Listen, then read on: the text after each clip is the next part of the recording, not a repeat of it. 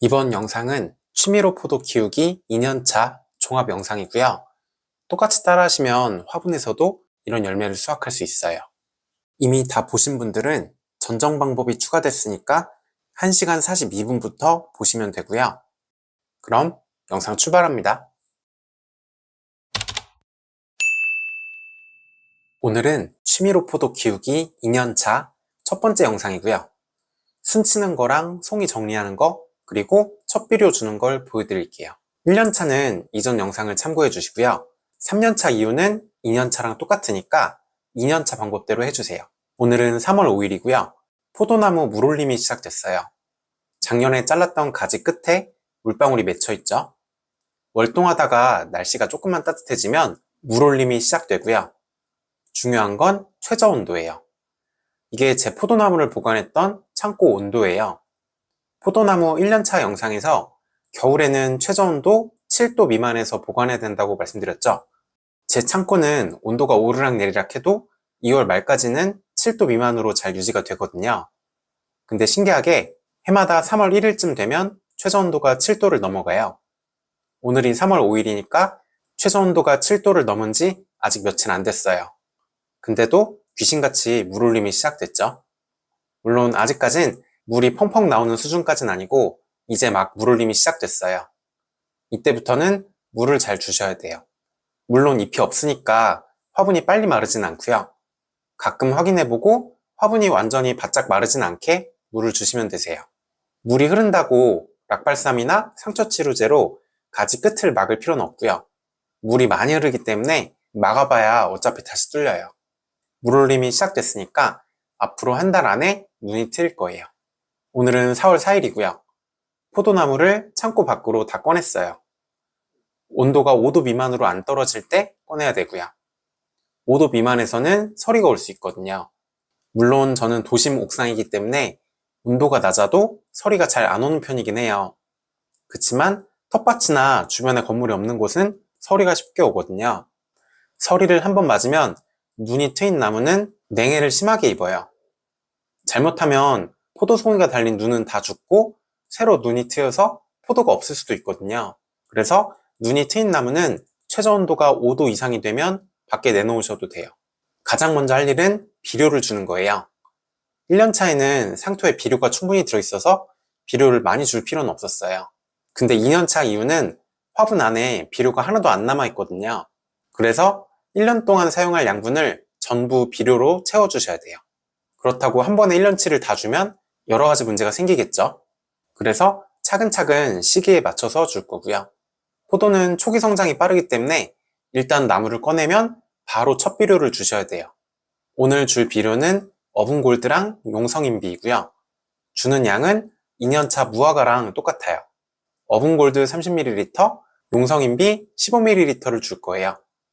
먼저 어분골드부터 줄게요. 15ml 계량 스푼으로 2번 주면 되겠죠. 어분골드는 질소를 공급하는 역할이고요. 물고기를 갈아서 만든 건데 주로 아미노산이 많이 들어있어요. 제가 주는 비료 중에 제일 중요한 비료예요.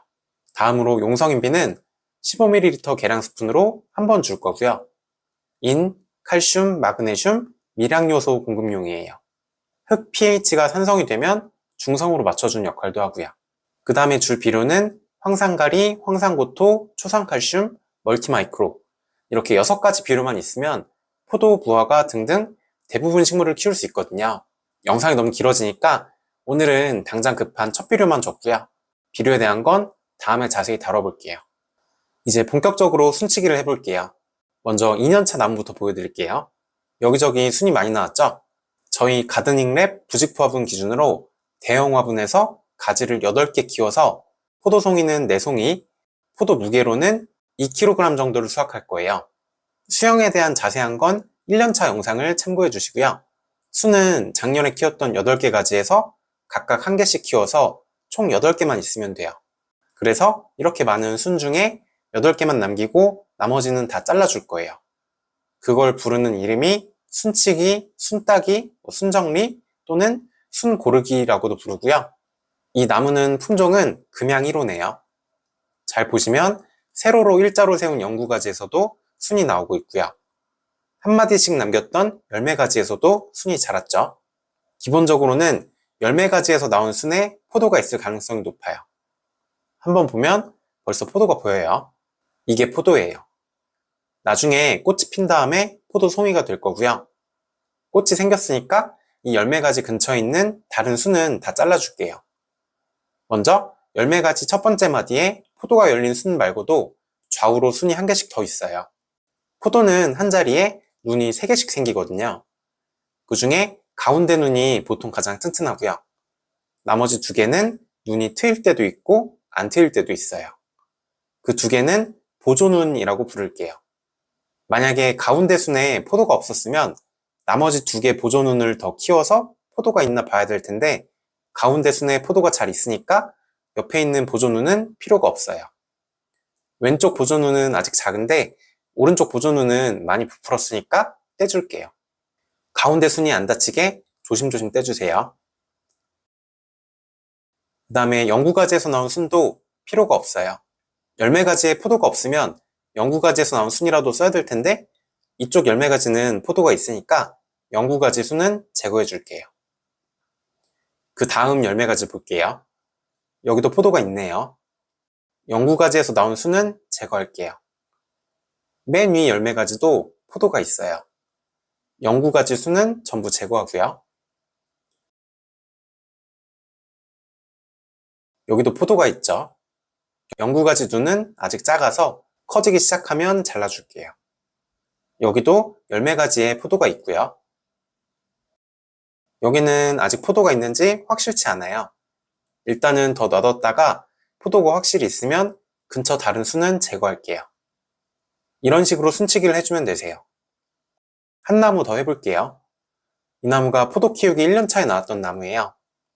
맨 위 열매가지 첫 번째 마디에 포도가 있죠. 영구가지에서 나온 순은 전부 제거할게요. 위에서 두 번째 열매가지도 포도가 있어요. 영구가지 순은 제거하고요. 세 번째 열매가지도 포도가 있어요.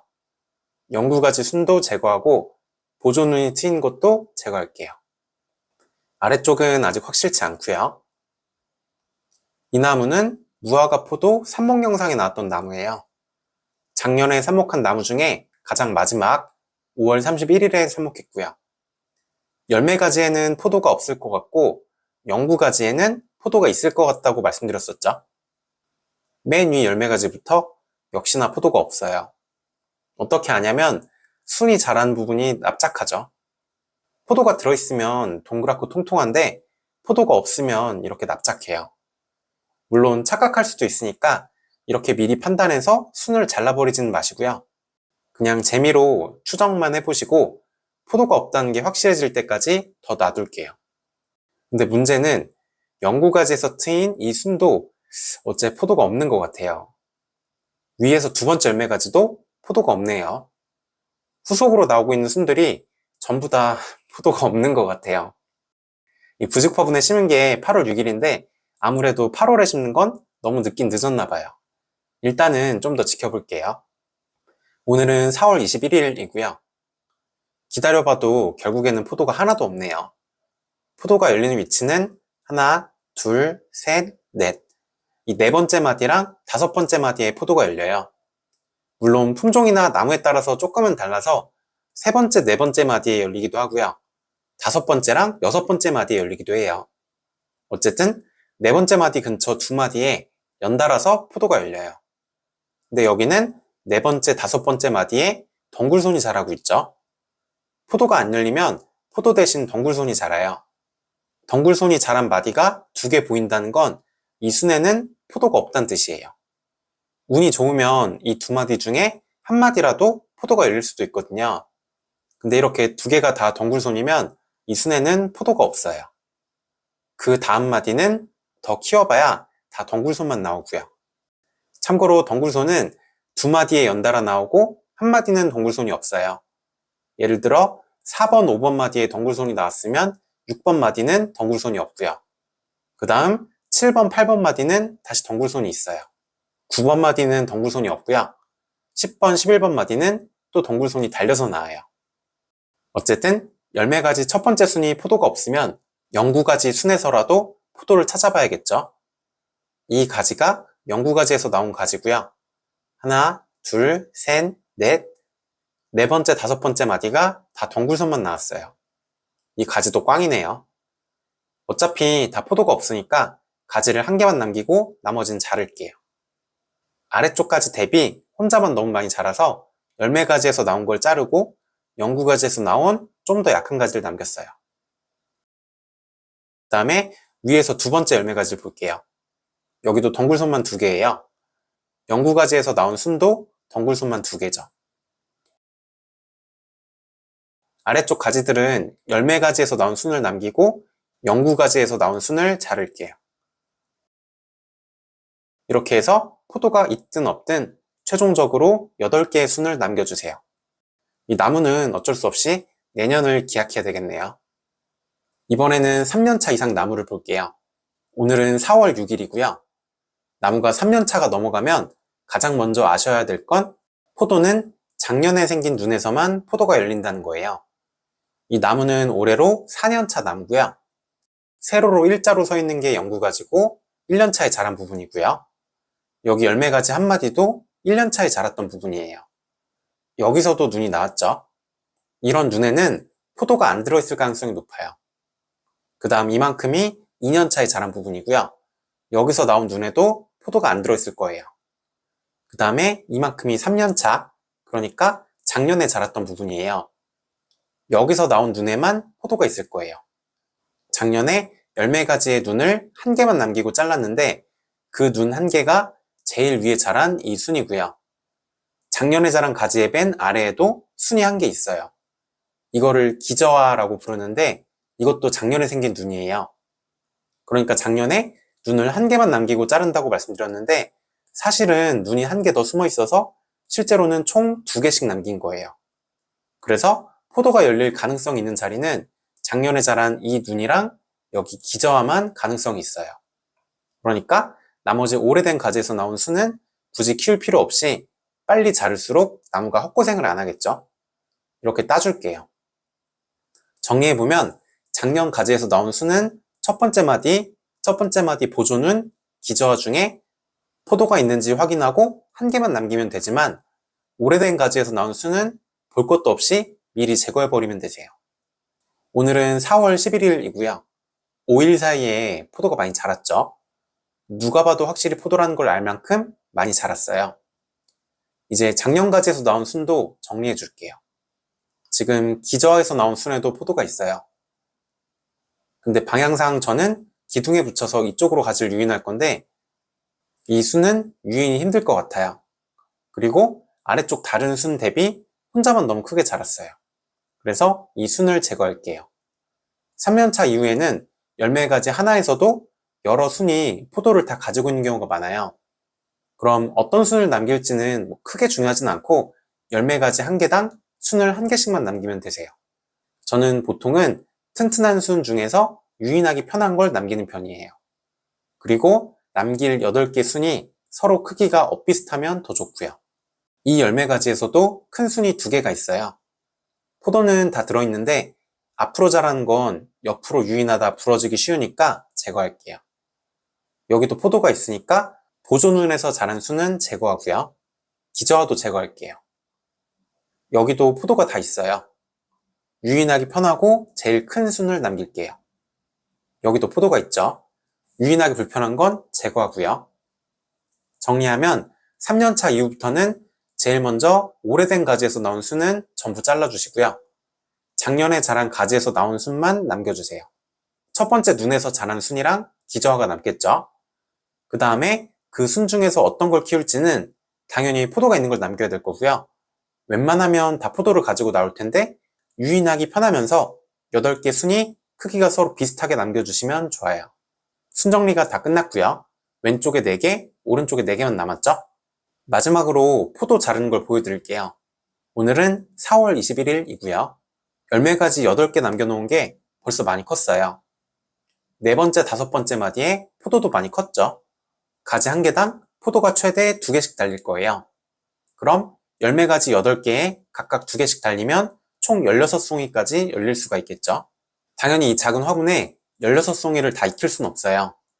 1년차 영상 보시면 6송이도 좀 힘들어 보였고요. 4송이에 무게로 2kg 정도면 적당해 보여요. 일단은 가지 1개당 송이를 1개씩만 남길 거예요. 이렇게 가지당 2송이씩 포도가 있으면 영구가지에 가까운 송이를 남겨주시고요. 멀리 있는 송이는 제거해주세요. 물론 처음부터 한 송이만 열린 가지는 그냥 그대로 두시면 되고요. 가까운 송이가 상태가 안 좋으면 멀리 있는 송이를 남겨도 상관은 없어요. 어쨌든 이렇게 포도를 가지당 1개씩만 남겨주시고요. 여기가 이제 갈림길인데 저는 포도에 지베렐린 처리를 할 거예요. 포도는 꽃덜이 또는 화진이라고 해서 수세 관리가 안 되면 송이의 포도알이 제대로 안 달리거든요. 특히 샤인머스켓처럼 수세가 세서 강하게 자라는 품종들은 조금만 잘못하면 송이의 포도알이 하나도 안 붙고 다 떨어져 버려요. 저도 노지에 심은 건 지베렐린 처리를 안 했더니 100송이도 넘는 송이가 다 떨어져 버렸어요. 그래서 취미인데 무슨 지베렐린까지 하냐고 생각하실 수도 있지만 오히려 지베렐린을 처리하는 게 초보가 키우기는 더 쉬운 방법이에요. 제가 권장드리는 건 일단 지베렐린 처리를 해서 2년차에 수확의 기쁨을 먼저 느껴보시고요. 그 다음부터는 비료 양이나 가지 숫자, 잎 숫자, 송이 숫자 이런 걸 잘 조절하시면 지베렐린 없이도 많이 수확하는 최적 조건을 찾을 수 있으실 거예요. 저는 품종마다 그 조건을 따로따로 찾는 게 더 귀찮아서 그냥 지베렐린을 처리하고 있어요. 나중에 자세히 말씀드리겠지만 지베렐린은 원래부터 식물이 가지고 있는 물질이고 이미 엄청나게 드시고 계세요. 어쨌든 만약에 지베렐린 처리를 안 하실 분들은 가지당 1송이씩 남겨서 총 8송이를 남겨주세요. 만약에 1년차에 너무 늦게 삽목했으면 8송이가 아니고 한두 송이만 열렸을 수도 있어요. 그러면 그냥 두면 되겠죠. 그게 아니고 저처럼 지베렐린 처리를 하실 분들은 5송이만 남겨주세요. 4송이가 적정 숫자로 보이긴 하는데 보험으로 하나를 더 남겨서 총 5송이를 남길게요. 8개 중에 어떤 송이를 남길지는 눈으로 봐서 튼튼한 송이로 5개를 남겨주시면 돼요. 근데 그 중에 가장 위쪽까지는 아무리 튼튼해도 제거하는 걸 추천드려요. 이 가지는 결국에는 수확이 잘 안 되더라고요. 이유는 나중에 자세히 말씀드릴게요. 그리고 맨 아래 가지 2개 중에 하나도 송이가 부실할 가능성이 높아요. 보통은 가장 아래까지가 부실할 때가 많거든요. 그래서 이 자리도 잘 안 남기는 편이고요. 어쨌든 맨 위 가지는 제거하고 남은 7개 가지 중에 5가지에 한 송이씩 총 5송이를 남겨주세요. 다시 영상으로 돌아가 보면 일단 가지당 1송이씩만 남겨줄게요. 참고로 포도 한 송이도 다시 2갈래로 되어 있어요. 이쪽 갈래는 송이가 큰데 이쪽 갈래는 좀 작죠. 여기를 어깨송이라고 하고요. 나중에 어깨송이도 제거하고 큰 쪽만 쓸 거예요. 이 포도는 어깨송이 대신에 덩굴손이 달렸네요. 확실히 4번째 마디 송이보다는 5번째 마디 송이가 부실할 때가 많아요. 잘라버렸고요. 여기도 잘랐고요. 자른 김에 그 다음 나오는 덩굴손도 잘라줄게요. 여기는 한 송이만 달리고 5번째 마디는 덩굴손이 달렸네요. 여기는 포도가 아직 작아서 놔둘게요. 여기는 한 송이만 달렸네요. 여기도 한 송이는 잘랐고요. 여기도 한 송이만 달렸네요. 이렇게 해서 8송이를 남겼고요. 지베렐린 처리를 안 하실 분들은 여기서 멈춰주세요. 저는 지베렐린 처리를 할 거니까 다시 3송이를 자를게요. 먼저 맨 위 가지는 무조건 자르고요. 위에서 2번째는 튼튼하니까 남길게요. 3번째 가지도 남기고요. 4번째 가지도 남길게요.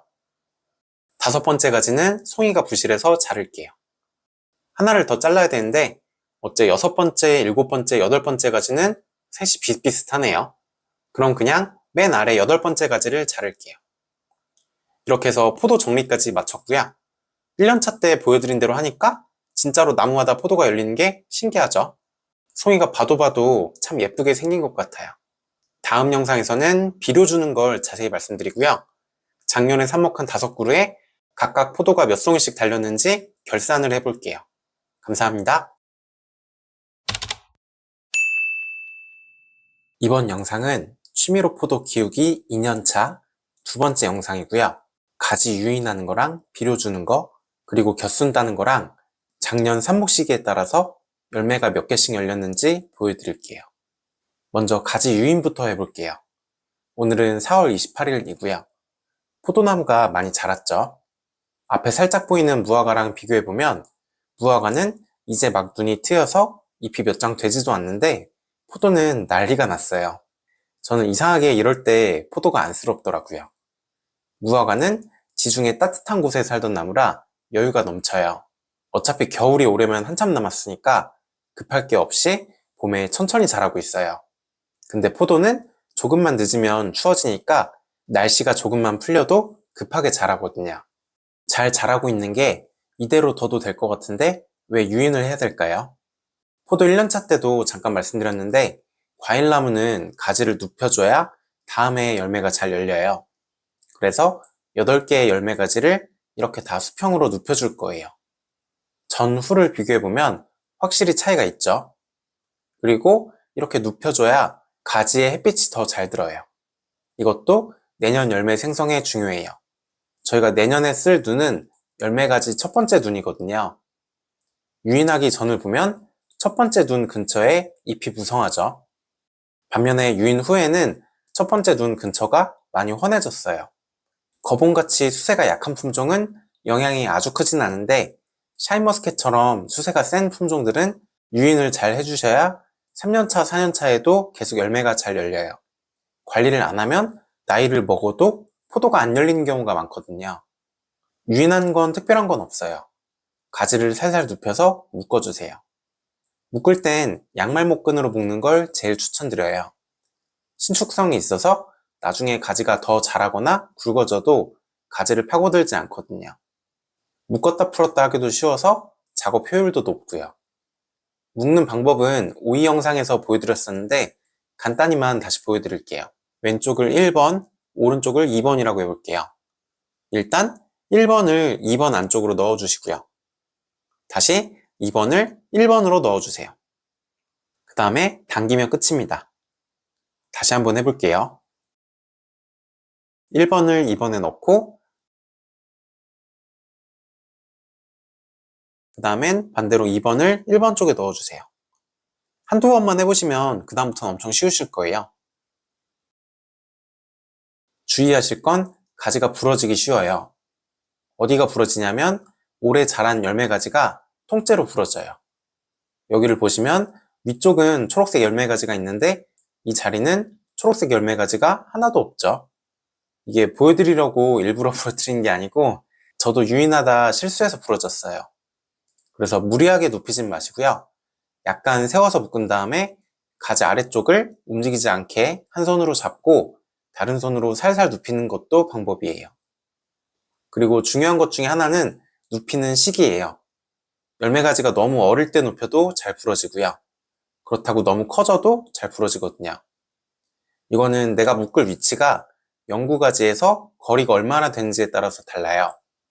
저는 보통 가지당 잎이 6, 7장 정도 됐을 때 유인하고요. 몇 번 해보시다 보면 내 환경은 언제쯤 유인하면 될지 감이 오실 거예요. 그리고 한 가지 팁은 절대로 비 온 당일이나 비 온 다음 날에는 유인하지 말아주세요. 비 온 다음 날까지도 가지가 약한 상태거든요. 그래서 그런 때는 가지가 엄청 쉽게 부러져요. 그 다음에 가지 비트는 걸 보여드릴게요. 1년차부터 열매 가지를 옆으로 유인했기 때문에 대부분 열매 가지는 2년차에도 순이 옆으로 나올 거예요. 앞 영상에서 순 정리할 때도 옆으로 나온 순을 주로 남겼고요. 근데 이 가지는 순이 앞으로 나왔죠. 이런 건 옆으로 유인하면 부러지기가 너무 쉬워요. 그래서 이런 가지는 가지를 비틀어 줘야 돼요. 두 번째 잎이랑 세 번째 잎 사이의 줄기를 두 손으로 잡고 비틀 거예요. 아래쪽 손은 움직이지 마시고요. 위쪽 손을 돌려서 가지를 비틀어 주세요. 부족하면 그 다음 마디도 비틀어 주시고요. 안 되면 다음 마디도 비틀어도 돼요. 영상으로 보여드리면 이렇게 비틀면 되세요. 두두둑 소리가 날 텐데 괜찮고요. 그러면 유인이 쉽게 되죠. 이 가지는 아직 조금 더 자라야 묶을 수 있겠네요. 아직 묶진 않을게요. 작년에도 가지를 2개 부러뜨렸는데 올해도 2개를 부러뜨렸어요. 이 가지를 자세히 보면 여기가 반쯤 떨어졌거든요. 이러면 안 떨어진 반으로 연명하다가 날씨가 더우면 결국에는 가지가 마르더라고요. 해마다 발전해야 되는데 어째 똥손인 건 변함이 없네요. 그럼 대안을 생각해 봐야겠죠? 앞 영상에서 포도 8송이 중에 5송이만 남기라고 말씀드렸잖아요. 이렇게 포도 속는 걸 가지 유인이 끝나고 해야 될 것 같아요. 5송이만 남겼는데 그 가지 하나가 부러지면 4송이만 남겠죠? 그래서 8송이를 남겨놓고 가지를 유인하면 혹시나 가지가 부러져도 남은 가지 중에 5송이를 남길 수 있겠죠? 그 다음엔 겨순을 제거할게요. 가지 유인할 때쯤 되면 겨순이 나오기 시작할 거예요. 여기가 영구가지, 여기는 1년차 열매가지고요. 여기가 오래 자란 열매가지죠. 열매가지랑 잎 사이에 겨순이 나왔어요. 이렇게 겨순이 많이 자라면 내년에 쓸 눈이 꽃눈이 아니라 잎눈으로 퇴화될 수 있어요. 그래서 겨순이 보일 때마다 제거해주세요. 여기도 있고요. 이렇게 어릴 땐 손으로도 쉽게 딸 수 있어요. 많이 크면 가위로 잘라야 되고요. 덩굴손도 필요 없으니까 잘라줄게요. 주의하실 건 첫 번째 마디 겨수는 바짝 자르면 안 돼요. 1년차 때도 말씀드렸죠. 여기 초록색 가지가 오래 자란 열매 가지고요. 이런 겨수는 전부 따주면 되세요. 근데 여기 첫 번째 마디에 겨순이 나올 수 있어요. 아직은 겨순이 없죠. 혹시나 여기가 자라면 반드시 잎을 한 장 남기고 잘라주세요. 왜냐면 이 눈이 내년에 쓸 눈이거든요. 겨순을 자르면 이 눈이 자꾸 트일 거예요. 그러면 꽃눈으로 변할 시간이 부족하거든요. 그래서 잎을 한 장 남겨놓으면 이 눈 대신에 잎 한 장에 달린 눈이 대신 트일 거예요. 그러면 아래쪽 눈은 오래 트이지 않고 한여름에 꽃눈으로 변할 거예요. 그래서 첫 번째 마디는 겨순이 생기면 꼭 잎을 한 장 남기고 잘라주세요. 이제 비료를 말씀드릴게요. 비료를 줄 때 첫 번째로 생각해야 될 건 뭘까요? 최소한 포도 열매에 있는 성분만큼은 비료를 넣어줘야 한다는 거예요. 예를 들면 포도 100g에는 칼륨이 191mg 들어있어요. 그럼 포도 2kg에는 칼륨이 약 3.8g 들어있고요. 저희가 1년에 적어도 칼륨을 3.8g 이상은 줘야 포도를 2kg 수확할 수 있다는 거예요. 이것보다 칼륨을 적게 줘놓고 포도가 2kg 넘게 열리기를 기대하면 안 되겠죠? 이런 식으로 각 성분별로 포도 열매에 필요한 양이랑 나무가 크는데 필요한 양을 계산해서 적어도 그만큼은 비료를 줘야 돼요. 화분에서 키울 때 이걸 생각 안 하고 비료를 대충 주시면 포도가 부실하게 달릴 수밖에 없어요. 쉽지 않죠? 걱정하실 필요는 없는 게 제가 미리 다 계산을 해놨고요. 해마다 엑셀로 기록을 하면서 계속 발전시키고 있어요. 작년까지는 비료 종류를 이렇게 많이 사용했거든요. 근데 여러 종류를 다 사려면 힘드시겠죠? 그래서 무슨 수학 문제 풀듯이 계산기를 두들겨 보니까 비료 종류를 6가지로 압축할 수 있더라고요. 이 6종류만 가지고도 17가지 필수 원소를 다 채워줄 수 있어요. 무화과에도 공통으로 사용하는 비료고요.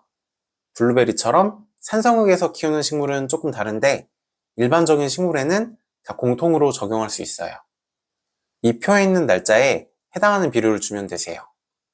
앞 영상에서 4월 4일에 어분골드 30ml랑 용성인비 15ml를 줬죠. 그게 여기에요. 날짜는 정확히 맞출 필요는 없고요.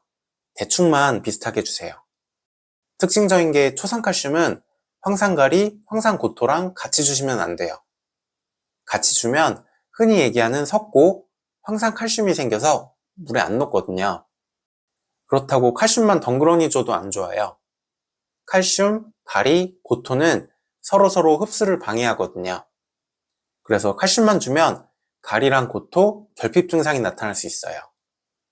제일 좋은 건 칼슘은 따로 주고 며칠 내로 가리랑 고토를 바로 주는 거예요. 표에도 초산칼슘을 주고 5일 후에는 반드시 황산가리랑 황산고토를 주게 돼 있어요. 5일 간격은 예시니까 지키실 필요는 없고요. 초산칼슘을 준 후에 비가 왔다든지 물을 한 번이라도 주시면 초산칼슘이 전부 녹아서 흙 속으로 들어갈 거예요. 물에 잘 녹는 칼슘이거든요. 그렇게 초산칼슘 가루가 눈에 안 보이면 황산가리랑 황산고토를 주면 되세요. 황산가리랑 황산고토는 동시에 주는 게 나무한테 좋으니까 같은 날 주시면 사람도 편할 거고요. 나머지 비료들도 표에 있는 대로 주면 되세요. 참고로 6월 15일까지는 무화과 2년차 이상 나무도 비료 양이 똑같아요. 무화과 2년차 비료 영상이 조만간 올라올 텐데 그 전에 비료 주실 분들은 이 표에 있는 양대로 주시면 되세요. 마지막 비료 주는 날짜는 9월 말쯤이고요. 비료 줄 때마다 이 영상을 찾아보려면 귀찮으실 거예요. 그래서 이 표 링크를 더보기란이랑 댓글에 남겨놓을게요. 누구나 볼 수 있게 해놓을 거니까 다운받거나 인쇄해놓고 보시면 편하실 것 같아요. 비료 링크도 남겨놓을게요. 표에서 다음으로 줄 비료는 4월 20일 초산칼슘 5ml예요. 초산칼슘은 지퍼백 포장이 아니에요. 이렇게 작은 지퍼백에 덜어서 쓰셔도 되고요. 저는 나무 숫자가 많아서 아예 락앤락 통에 넣어놓고 쓰고 있어요. 요새 바빠서 4월 28일에 줬고요. 계량 스푼으로 5ml를 줬어요. 굳이 물에 녹일 필요도 없고요. 옆면 시비, 그러니까 잎에 뿌릴 필요도 없어요. 이렇게 그냥 가루로 뿌리면 되세요. 이제 마지막으로 1년차 삽목 시기에 따라서 포도가 몇 송이나 열렸나 결산을 해볼게요. 이 나무는 작년 1월 15일에 삽목했던 미와이이고요. 여기 포도가 있죠. 두 번째 열매가지도 포도가 있고요. 세 번째도 있는데 네 번째 열매가지는 포도가 없네요. 다섯 번째는 있고요. 여섯 번째는 다시 없어요. 일곱 번째는 있고요. 여덟 번째는 또 없어요. 결과적으로 5송이가 열렸어요.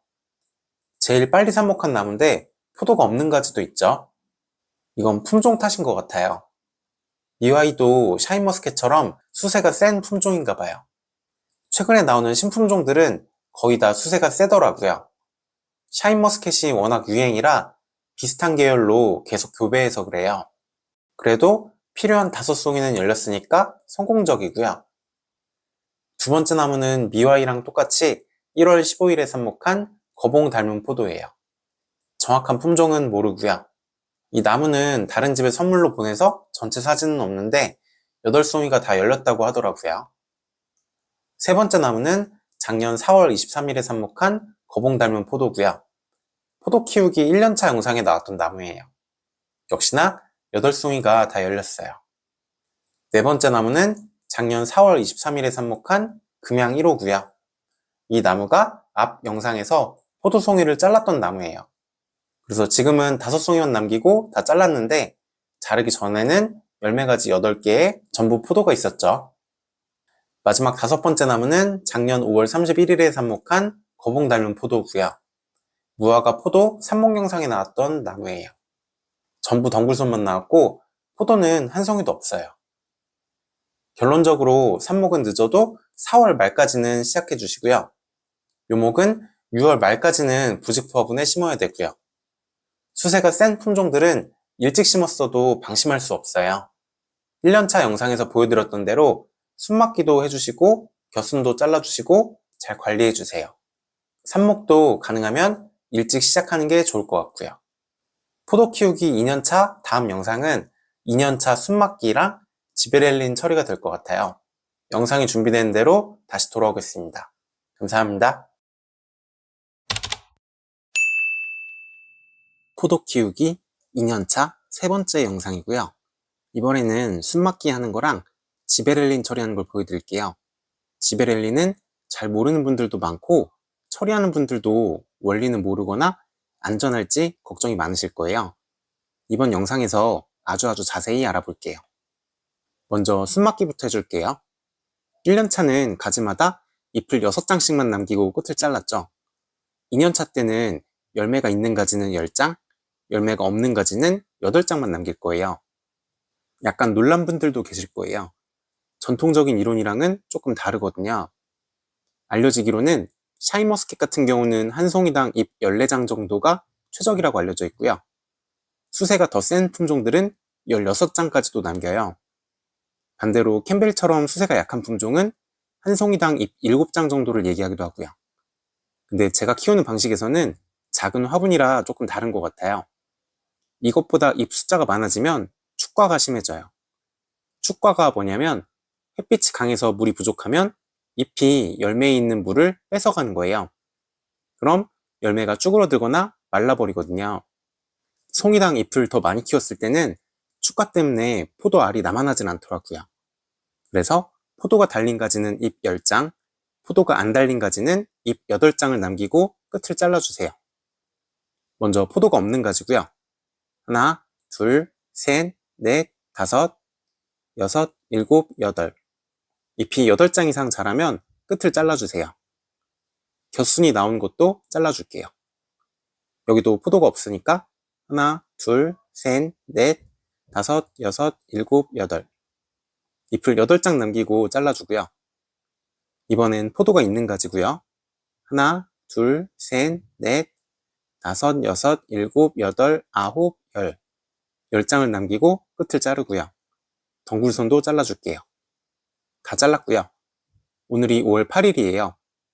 품종마다 잎이 10장까지 자라는 날짜가 다 다르거든요.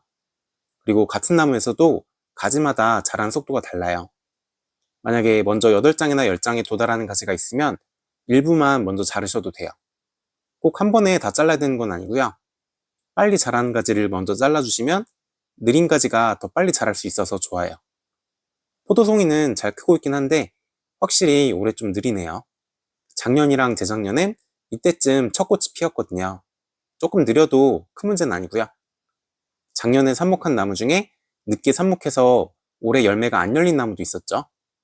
열매가 없는 나무는 2년차에 잎을 8장씩 남기고 끝을 잘라주세요. 1년차 때는 잎을 6장씩 남겼는데 2년차 때는 영구가지는 다 자란 상태고요. 뿌리도 어느 정도 있는 상태라서 열매가지가 자랄 시간이 충분한 상태거든요. 그래서 잎을 8장씩 남겨도 모든 분이 다 꽃눈으로 분화될 수 있어요. 나무가 빨리 굵어질 수 있게 잎을 8장씩 남기고 숨막기, 그러니까 가지 끝을 잘라주세요. 2년차 이상 숨막기는 여기까지고요. 이제 지베렐린이랑 약품 처리 얘기를 해볼게요. 일단 제가 권장드리는 방법은 3번 처리하는 방법이고요. 첫 번째는 브라마이신, 그 다음에는 1차 지베렐린, 그리고 마지막으로 2차 지베렐린을 처리할 거예요. 그 중에 1차 지베렐린 때는 풀매트도 같이 처리할 거고요. 일반적으로 하는 방법이랑은 좀 다를 수 있어요. 하나씩 자세히 설명드려 볼게요. 일단 브라마이신 같은 경우는 상품명이고요. 성분은 스트랩토마이신이 들어있어요. 스트랩토마이신은 항생제고요. 사람에게도 결핵 치료제로 쓰는 항생제예요. 세균이 단백질을 못 만들게 하거든요. 세포 안에 리보솜이라는 곳에서 단백질을 만드는데 스트랩토마이신이 세균 리보솜에만 결합해요. 동물이나 식물 리보솜에는 못 붙고요. 그래서 선택적으로 세균만 죽일 수 있어요. 그런데 항생제로 쓰일 때랑은 다른 원리로 포도에서는 씨앗을 없애는 역할을 해요. 배젖이라고 싹이 먹는 양분에 해당하는 부분이 없어지게 만들거든요. 그러면 씨앗이 제대로 안 만들어지겠죠? 요새 샤인머스켓을 먹다 보면 씨앗이 아예 없는 건 아니고 눈꽃만하게 아주 작은 씨앗 흔적 같은 게 나올 때가 있을 거예요. 그게 브라마이신이랑 관련된 거예요. 씨앗이 양분이 없어서 못 크게 하는 거니까 이미 생긴 씨앗을 없앨 수는 없고 씨앗이 못 자라게 하는 역할만 하거든요. 그럼 여기서 알 수 있는 게 브라마이신을 너무 늦게 처리하면 씨앗이 미리 커져 버리겠죠. 노동력을 줄이기 위해서 브라마이신을 1차 지베렐린이랑 동시에 처리하기도 하거든요. 그러면 꽤 큰 씨앗이 이미 생겨 있을 수도 있어요. 물론 처리를 아예 안 한 것보다는 낫겠지만 이 사진에 있는 것보다는 훨씬 크게 씨앗이 남거든요. 저도 샤인머스켓 사 먹다가 큰 씨앗 흔적이 나오면 브라마이신이 늦었구나 하고 생각해요. 원래 브라마이신 처리하는 시기는 알려져 있기로는 꽃이 활짝 피는 만개 2주 전부터 만개하는 날까지예요. 근데 만개했을 때 처리하면 원리를 생각했을 때 너무 늦고요. 만개 2주 전은 또 너무 빨라요. 무슨 예언가도 아니고 언제 꽃이 필지 날짜까지 정확히 맞추기는 어렵겠죠? 그러면 만개 2주 전인 줄 알고 처리했는데 어떤 송이는 예상보다 꽃이 늦게 필 수 있거든요. 그럼 브라마이신이 다 씻겨나가서 씨앗이 생길 수 있어요. 그래서 제 경험상 제일 좋은 시기는 꽃이 한 송이라도 피었을 때예요. 꽃이 일부만 피기 시작했을 때 처리하면 딱 좋았어요. 다음으로 지베렐린의 역할은 크게 3가지예요. 씨앗을 없애주고 착과가 돼서 포도알이 송이에 잘 붙어있게 해주고요. 포도알이 커지게 해줘요. 지베렐린은 원래 포도씨에서 나오는 호르몬이에요. 자연에서의 상황을 생각해보면 포도씨가 커지면 커질수록 지베렐린이 점점 많이 나올 거고요. 그때쯤이 씨앗은 그만 자라고 열매 과육이 자라야 될 시기겠죠. 그래서 지베렐린이 씨앗이 자라는 건 방해하고 과육이 자라는 걸 촉진하는 역할이 있어요. 근데 씨앗이 없을 때 미리 지베렐린을 처리하면 씨앗이 자라는 게 방해되니까 씨앗이 안 생기겠죠. 다만 실제 상황에서는 지베렐린은 씨앗을 없애는 효과는 별로 없어요. 왜냐면 1차 지베렐린 시기가 원래는 만개에서 만개 3일 후까지예요. 근데 씨앗을 없애는 효과를 보려면 꽃이 피기 직전이나 피자마자 지베렐린을 처리해야 돼요. 그래야 수정이 방해돼서 씨앗이 안 생기거든요.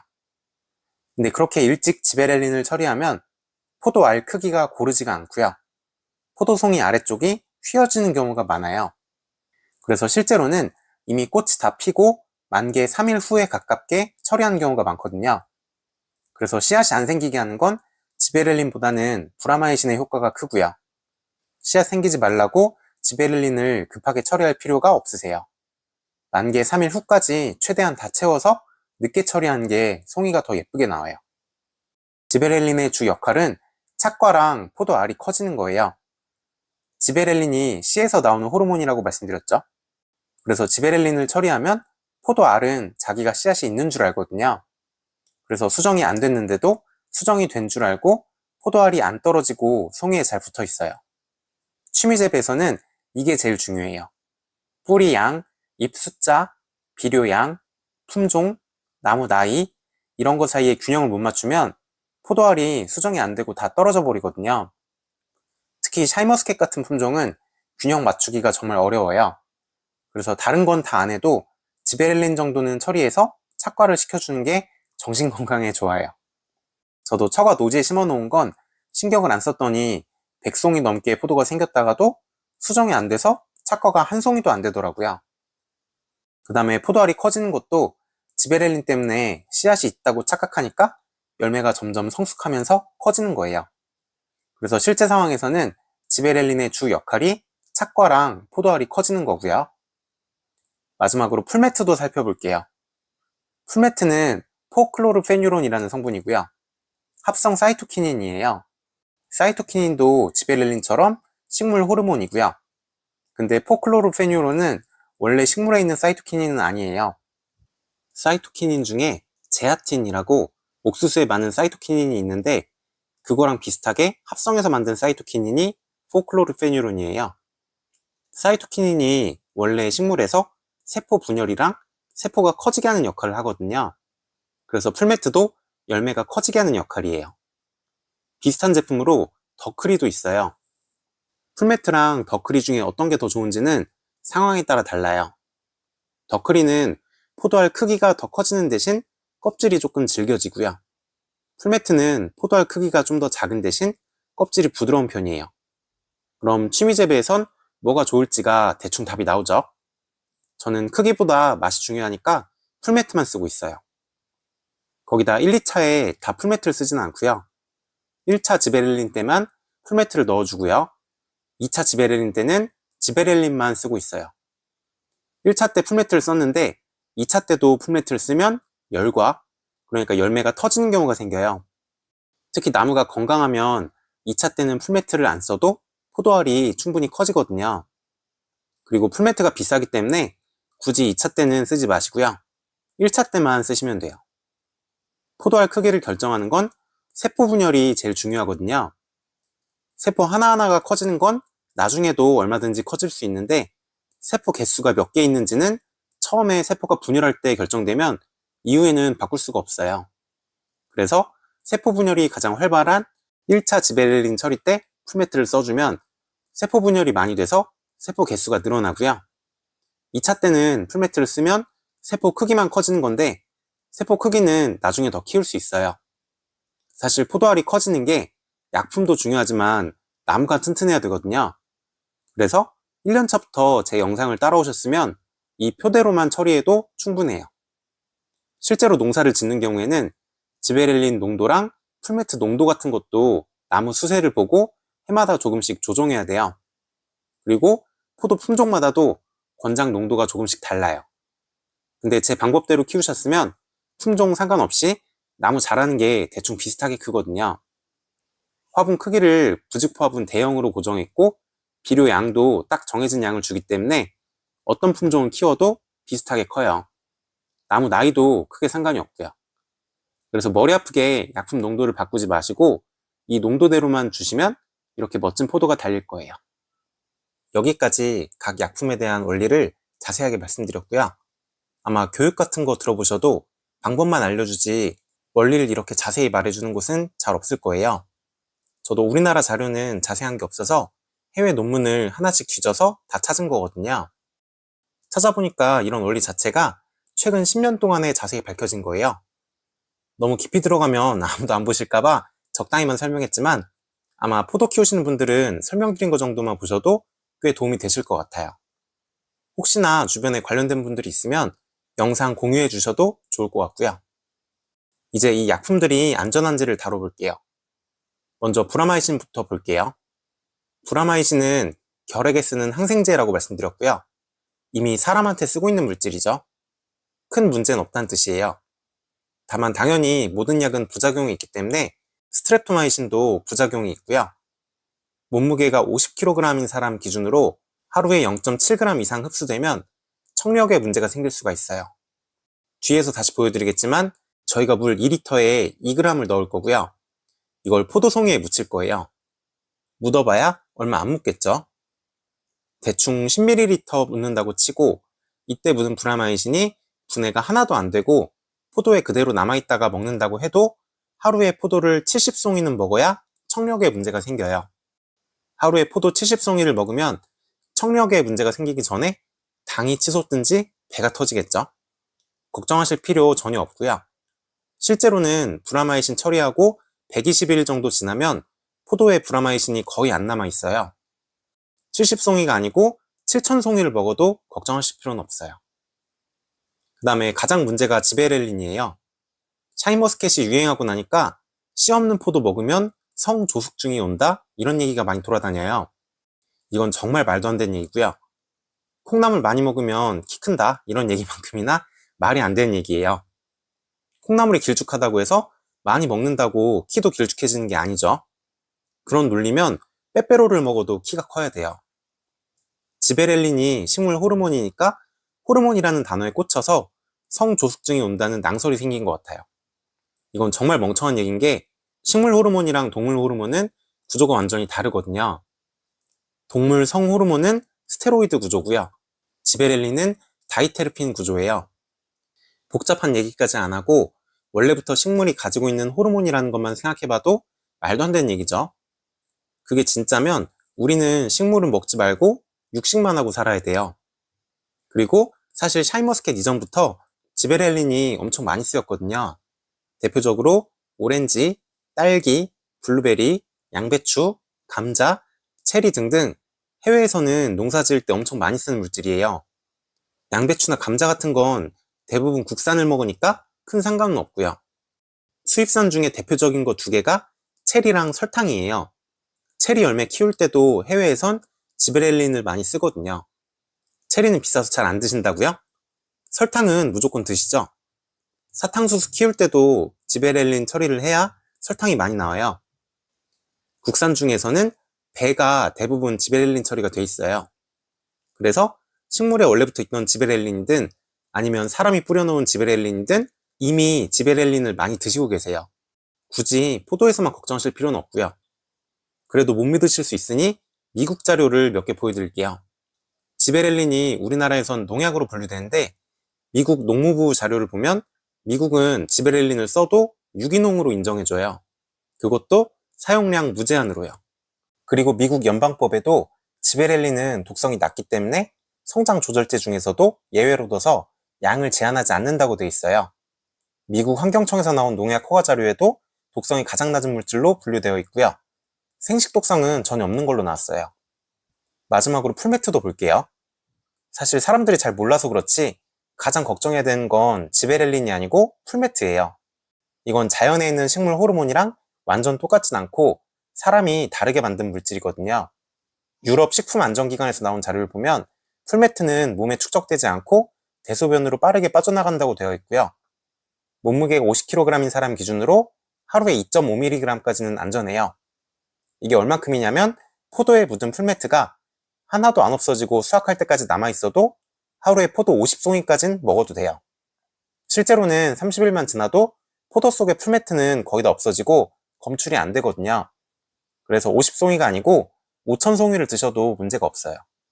그래서 걱정할 건 안전성이 아니고 가격이에요. 이게 제가 산 가격이에요. 물론 농약사마다 가격은 조금씩 다를 거예요. 브라마이신은 한 봉지에 500g인데 한 번 쓸 때 2g만 쓰거든요. 평생 써도 못 쓰겠죠. 그래서 가격 부담은 없고요. 지베렐린은 한 번에 한 병씩 쓰니까 한 번에 500원이에요. 그럼 1차, 2차 총 2번 처리하면 1년에 1000원이죠. 여기까지도 괜찮아요. 근데 풀매트가 한 병에 26,000원이에요. 포도를 여러 그루 키우면 괜찮은데 한 그루만 키우면 좀 부담스럽죠. 정 부담스러우면 1차 처리 때도 풀매트는 안 쓰고 지베렐린만 쓰셔도 상관은 없어요. 아까 원리를 생각해보면 열매가 조금 작아지긴 해도 브라마이신이 씨앗은 없애줄 거고 지베렐린이 포도알이 송이에 잘 붙어있게 해줄 거거든요.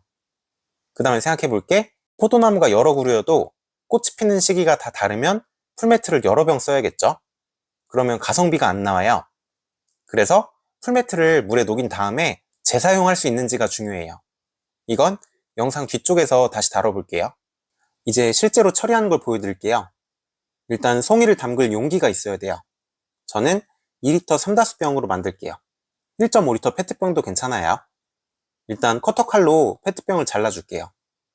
포도 송이가 나중에는 길어지니까 너무 짧게 자르진 말고 좀 길게 남겨주시고요. 잘린 부분이 날카로워서 손이 다칠 수 있고요. 포도 송이가 쓸리면 나중에 상처가 남거든요. 그래서 테이프로 감싸줄게요. 잘린 부분을 돌아가면서 테이프로 감싸주세요. 브라마이신부터 처리할게요. 희석 비율은 물 2리터에 브라마이신 2g이에요.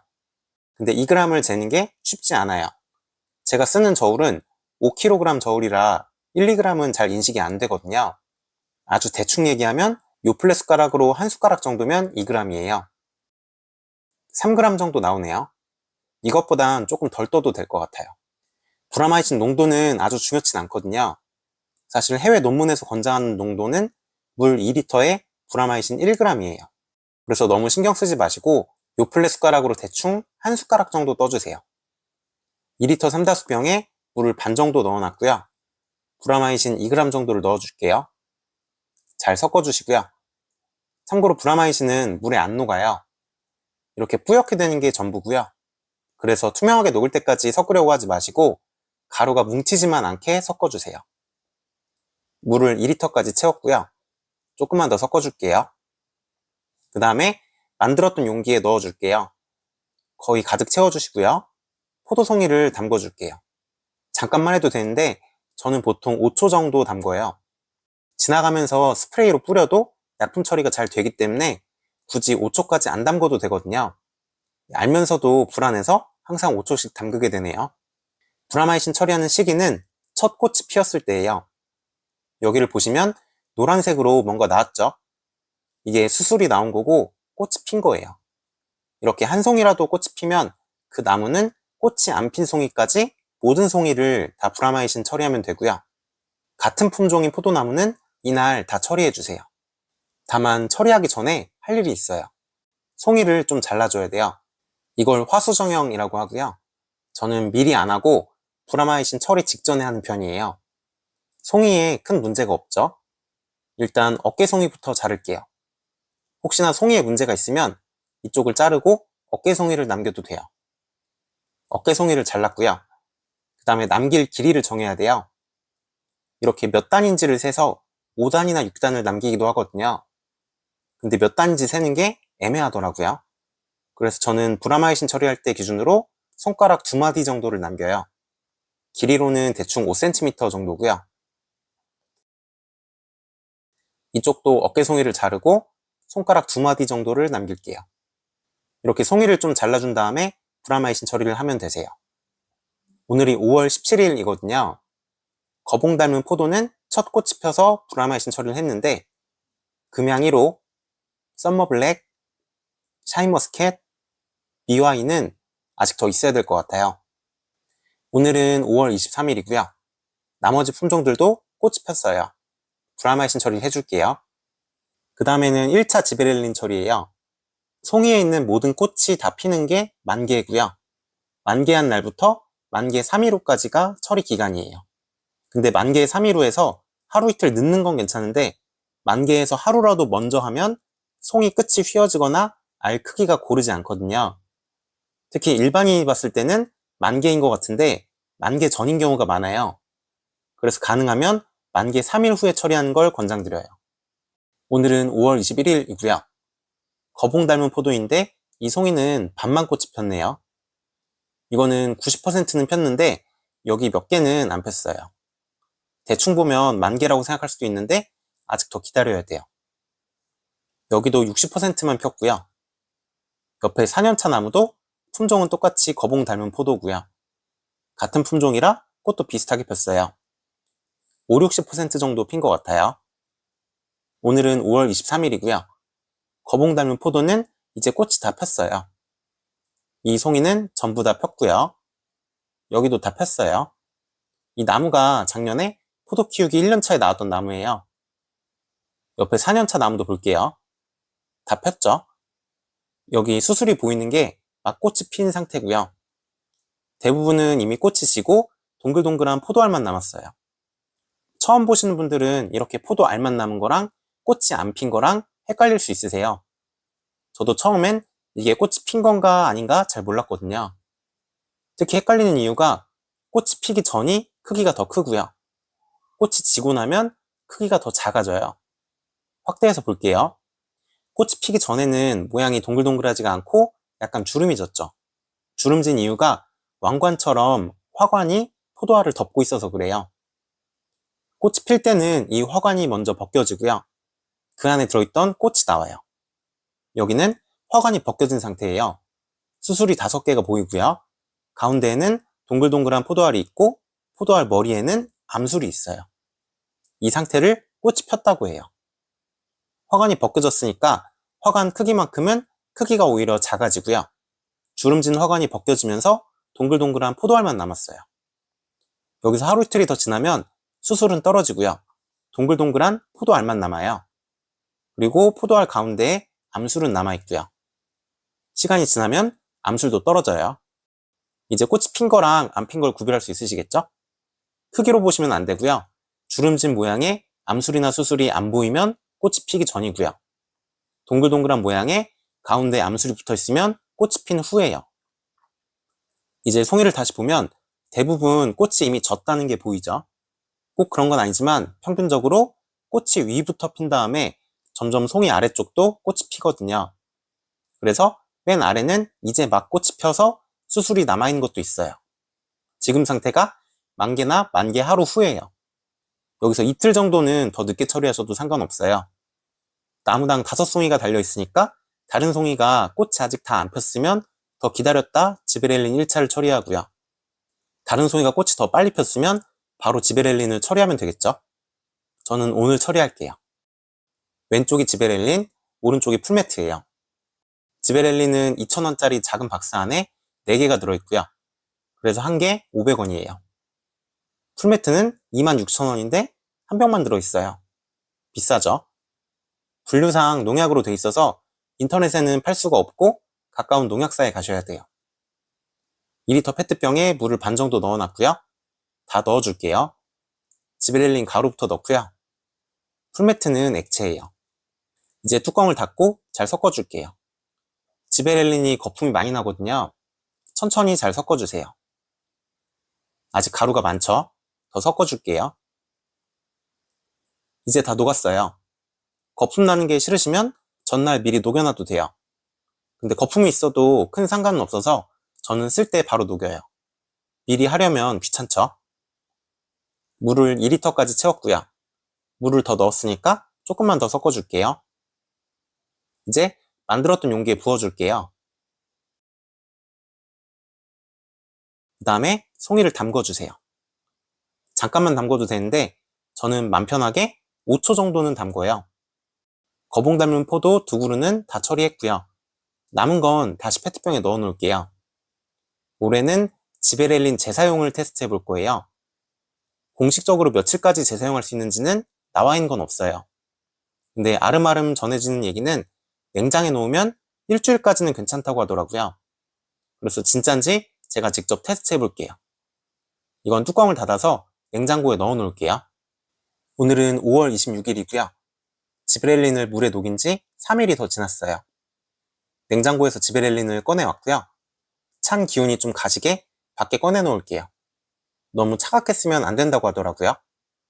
오늘 처리할 품종은 금양 1호예요. 이 송이는 이미 만개하고 하루 이틀은 지났네요. 이 송이는 아직 꽃이 다 안 폈어요. 여기는 아직 꽃이 안 폈죠? 이럴 때는 안 핀 부분을 잘라내면 돼요. 그럼 남은 부분은 꽃이 다 핀 상태죠. 포도알은 어차피 송이당 40알만 남길 거거든요. 그래서 송이마다 꽃 피는 시기가 좀 다르면 꽃이 빨리 핀 송이를 위쪽을 자르거나 꽃이 늦게 핀 송이 아래쪽을 자르면 지베렐린을 동시에 처리할 수 있어요. 다른 송이는 꽃이 다 폈네요.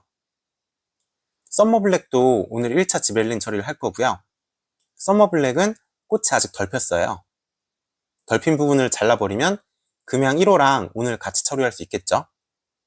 꽃 피는 시기가 아주 크게 차이 나지만 않으면 이런 식으로 꽃을 일부 잘라서 맞춰주면 되세요. 썸머블랙 같은 경우는 브라마이신 처리할 때 일부러 송이를 길게 남겼어요. 그러면 1차 지베렐린 처리할 때 날짜 맞추기가 편하겠죠. 꽃이 빨리 핀 송이 위를 자르거나 꽃이 늦게 핀 송이를 지금처럼 아래를 자르면 되거든요. 품종이 한 가지면 특별한 걸 안 해도 꽃이 비슷한 시기에 피는데 저는 품종이 여러 가지라서 잘라서 맞췄어요. 이제 1차 지베렐린 처리를 해줄게요. 지베렐린을 밖에 꺼내놓은 지는 1시간 정도 지났고요. 아직 좀 시원하긴 한데 괜찮지 않을까 싶어요. 남은 지베렐린은 다시 또 냉장고에 보관할게요. 3일 전에 1차 지베렐린 처리를 했던 거봉 닮은 포도를 보면 처리가 잘 됐어요. 포도알이 안 떨어지고 잘 붙어있죠. 처리가 잘 안 됐으면 지금쯤부터 알이 우수수 떨어지거든요. 오늘은 5월 29일이고요. 샤인머스켓에 1차 지베렐린 처리를 할 거예요. 왼쪽은 오늘 지베렐린이랑 풀매트를 새로 물에 녹여서 만들었고요.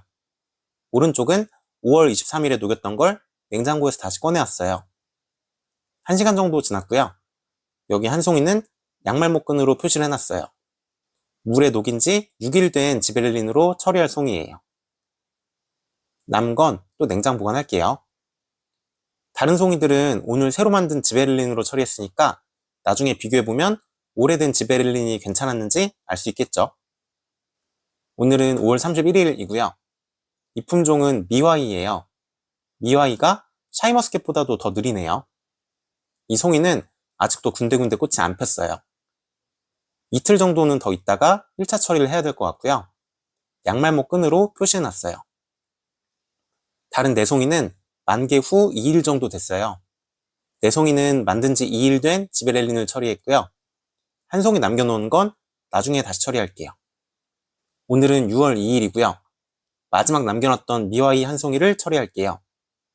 5월 23일에 물에 녹인 지베렐린이고요. 녹인 후 11일 차고 만으로는 10일이 지났어요. 이 송이가 수정이 잘 되면 지베렐린의 풀매트 녹인 용액을 10일은 냉장 보관해도 된다는 거예요. 느낌상으로는 더 보관해도 될 것 같기도 해요. 작년까지는 품종이 2개라서 크게 어려울 게 없었는데 올해는 품종이 5개나 되니까 지베렐린 시기 맞추는 게 너무 복잡해요. 올해 먹어보고 맛있는 품종만 남겨야 될 것 같아요. 정리해보면 물에 지베렐린이랑 풀매트를 녹인 다음에 3일, 6일, 11일 후까지 재사용을 했고요. 이 송이들이 나중에 정상적으로 자라면 재사용이 가능하다는 뜻이니까 비용을 많이 아낄 수 있을 것 같아요. 나중에 2차 지베렐린 처리까지 끝나고 시간이 며칠 지난 다음에 정확한 결과가 나오면 영상으로 다시 올려볼게요. 참고로 1차 지베렐린 처리는 약품이 늦게 말라야 좋기 때문에 흐린 날 처리하라고 되어 있어요. 근데 날씨가 마음대로 되는 게 아니죠. 현실성이 없는 얘기예요. 그리고 제가 해마다 날씨랑 온도를 기록해보면 별 상관은 없었어요. 오히려 날씨보다는 확실히 만개한 이후에 특히 만개 후 3일을 다 채울수록 결과가 좋았어요. 알 크기가 확실히 일정하게 자라거든요. 물론 이것도 송이마다 꽃 피는 시기가 조금씩 다르면 어떤 송이는 만개 후 3일을 다 채울 수 있고 어떤 송이는 만개 하자마자 처리해야 될 수도 있어요. 그래서 결론적으로 날씨랑은 상관없이 만개 후 모든 송이를 다 처리할 수 있을 만한 때 처리하시고요. 꽃이 조금 덜 핀 송이는 아래를 자르고 하셔도 되고 너무 심하게 늦는 송이는 따로 표시해놨다가 지베렐린을 냉장 보관한 걸로 처리하면 되겠죠. 이제 2차 지베렐린 처리로 넘어갈게요. 2차 처리는 1차 처리한 날에서 11일에서 15일 이후에 처리하면 되고요. 늦게 할수록 좋아요. 왜냐면 이때쯤이 포도알이 하루가 다르게 엄청 빨리 클 때거든요. 포도알이 큰 상태에서 2차 처리를 하면 묻는 약품의 양이 더 많아요. 그래서 빈익빈 부익부로 큰 알이 더 커져요. 작은 알은 지베렐린이 조금 묻어서 조금만 크고요. 저는 날짜 계산하기가 귀찮으니까 보통 1차 처리하고 2주 후 같은 요일에 2차 처리를 하고 있어요. 그럼 1차 처리 후 14일이죠. 물론 다른 바쁜 일이 있으시면 11일에서 15일 사이에서 아무 때나 하셔도 아주 큰 차이는 없어요. 여기 샤인이랑 미와이는 1차 처리는 5월 29일, 5월 31일, 6월 2일에 나눠서 했거든요. 그럼 2차 처리는 6월 13일에 한 번만 하면 1차 처리 후 15일, 13일, 11일 후가 돼요. 전부 11일에서 15일 사이에 들어오죠. 2차 처리는 이런 식으로 몰아서 해도 되세요. 그리고 2차 처리도 지베렐린을 6월 4일에 물에 녹인 다음에 계속 재사용해 볼게요. 그럼 물에 녹이고 5일 후, 9일 후에 사용해도 되는지를 알 수 있을 거예요. 앞에서 말씀드린 대로 2차 처리는 풀매트는 안 쓸 거고요. 지베렐린만 써도 충분해요. 오늘은 6월 4일이고요. 실제로 2차 지베렐린 처리를 해볼게요. 포도알이 많이 컸죠? 이 송이는 생긴 건 못생겼는데 알이 훨씬 커요. 이건 남아있는 포도알 숫자가 적어서 그래요. 확실히 포도알을 적게 남겨야 알이 커져요. 포도알이 많이 달린 건 알이 작고요. 2차 처리 직전에는 알 속기를 해야 돼요. 이때쯤 되면 제대로 약품 처리가 된 거랑 약품 처리가 안 된 알이 확연히 차이가 나거든요. 그리고 빨리 알을 솎아줘야 남은 포도알이 더 잘 커요. 여기 보면 이렇게 누가 봐도 작은 포도알이 있죠? 이런 걸 잔알이 박힌다고 하는데 약품 처리가 제대로 안 된 거예요. 그렇다고 뭔가 잘못한 건 아니고요. 1차 처리를 할 때 이미 포도알이 떨어지려고 했던 거예요. 그 당시에는 크기가 다 비슷해서 표가 안 났던 거고 이제는 확연히 차이가 나는 거고요. 이런 잔알부터 잘라줄게요. 그 다음에는 큰 포도알 중에서도 수평으로 자라는 것만 남기고요. 아래를 향하거나 위를 향하는 건 잘라줄게요. 왜냐면 그런 건 나중에 송이 안쪽에 박히거든요. 이 포도알이 아래를 향하고 있죠? 이런 건 나중에 안에 박혀서 제대로 클 수가 없어요. 그리고 다른 포도알이랑 서로 눌러서 결국에는 터지거나 잘못하면 곰팡이병이 올 수도 있어요. 그래서 지금 미리 제거해야 돼요. 이런 식으로 안쪽을 향하는 건 전부 제거해 주세요. 이게 말은 쉬운데 생각보다 어려워요. 이상하게 꼭 안쪽을 향하는 포도알이 제일 크거든요. 자르려면 너무 아까워요. 그래서 해마다 수확할 때가 되면 안에서 박혀서 터진 걸 파내면서 내년엔 더 과감하게 잘라야지 하고 생각하는데 막상 다음엔 자르기가 너무 아깝더라고요. 그래도 올해는 최대한 과감하게 잘라볼게요. 포도알이 생각보다 엄청 크게 자라요. 그래서 지금 단계에서는 포도알 사이에 공간이 많아야 돼요. 포도알이 너무 몰려있어서 서로 닿는 곳은 지금 미리 솎아야 돼요. 포도알이 자라면 자랄수록 점점 더 아까워서 못 자르게 되실 거예요. 적정 포도알 숫자는 송이당 40개에서 50개예요. 몇 개 안 달린 것 같아도 지금도 한 60개는 되는 것 같아요. 좀 더 자를게요. 정확하게 세는 게 참 어려운데 한 50개쯤은 남은 것 같아요. 이 정도로 남겨볼게요. 한 송이만 더 해볼게요. 이건 잔알은 거의 없네요. 수평으로 자라는 거 위주로 남기고 아래로 자라거나 위로 자라거나 안쪽으로 자라는 건 전부 자를게요. 포도알 숫자는 충분해 보이고요. 이쪽은 남기면 송이가 너무 펑퍼짐해질 것 같아요. 통째로 자를게요. 주의하실 게 자르다 실수해서 송이를 아예 잘라버릴 수도 있어요. 그래서 가능하면 날이 작은 가위로 잘라주시고요. 저처럼 아예 포도 가위를 하나 장만하셔도 좋아요. 아로스 제품이고요. 저는 2021년에 샀는데 가위 날을 갈지도 않고 만 4년 넘게 써도 멀쩡해요. 딸기나 꽃이나 다른 식물 자를 때도 정교한 작업이 필요할 때 좋더라고요. 알속기는 다 끝냈고 2차 지베렐린 처리를 할게요. 물에 녹이는 방법은 똑같아요. 2리터 페트병에 물을 반쯤 넣었고요. 지베렐린 한 병을 넣어줄게요. 뚜껑을 닫고 완전히 녹여주세요. 거품이 나니까 너무 세게 흔들지는 마시고요.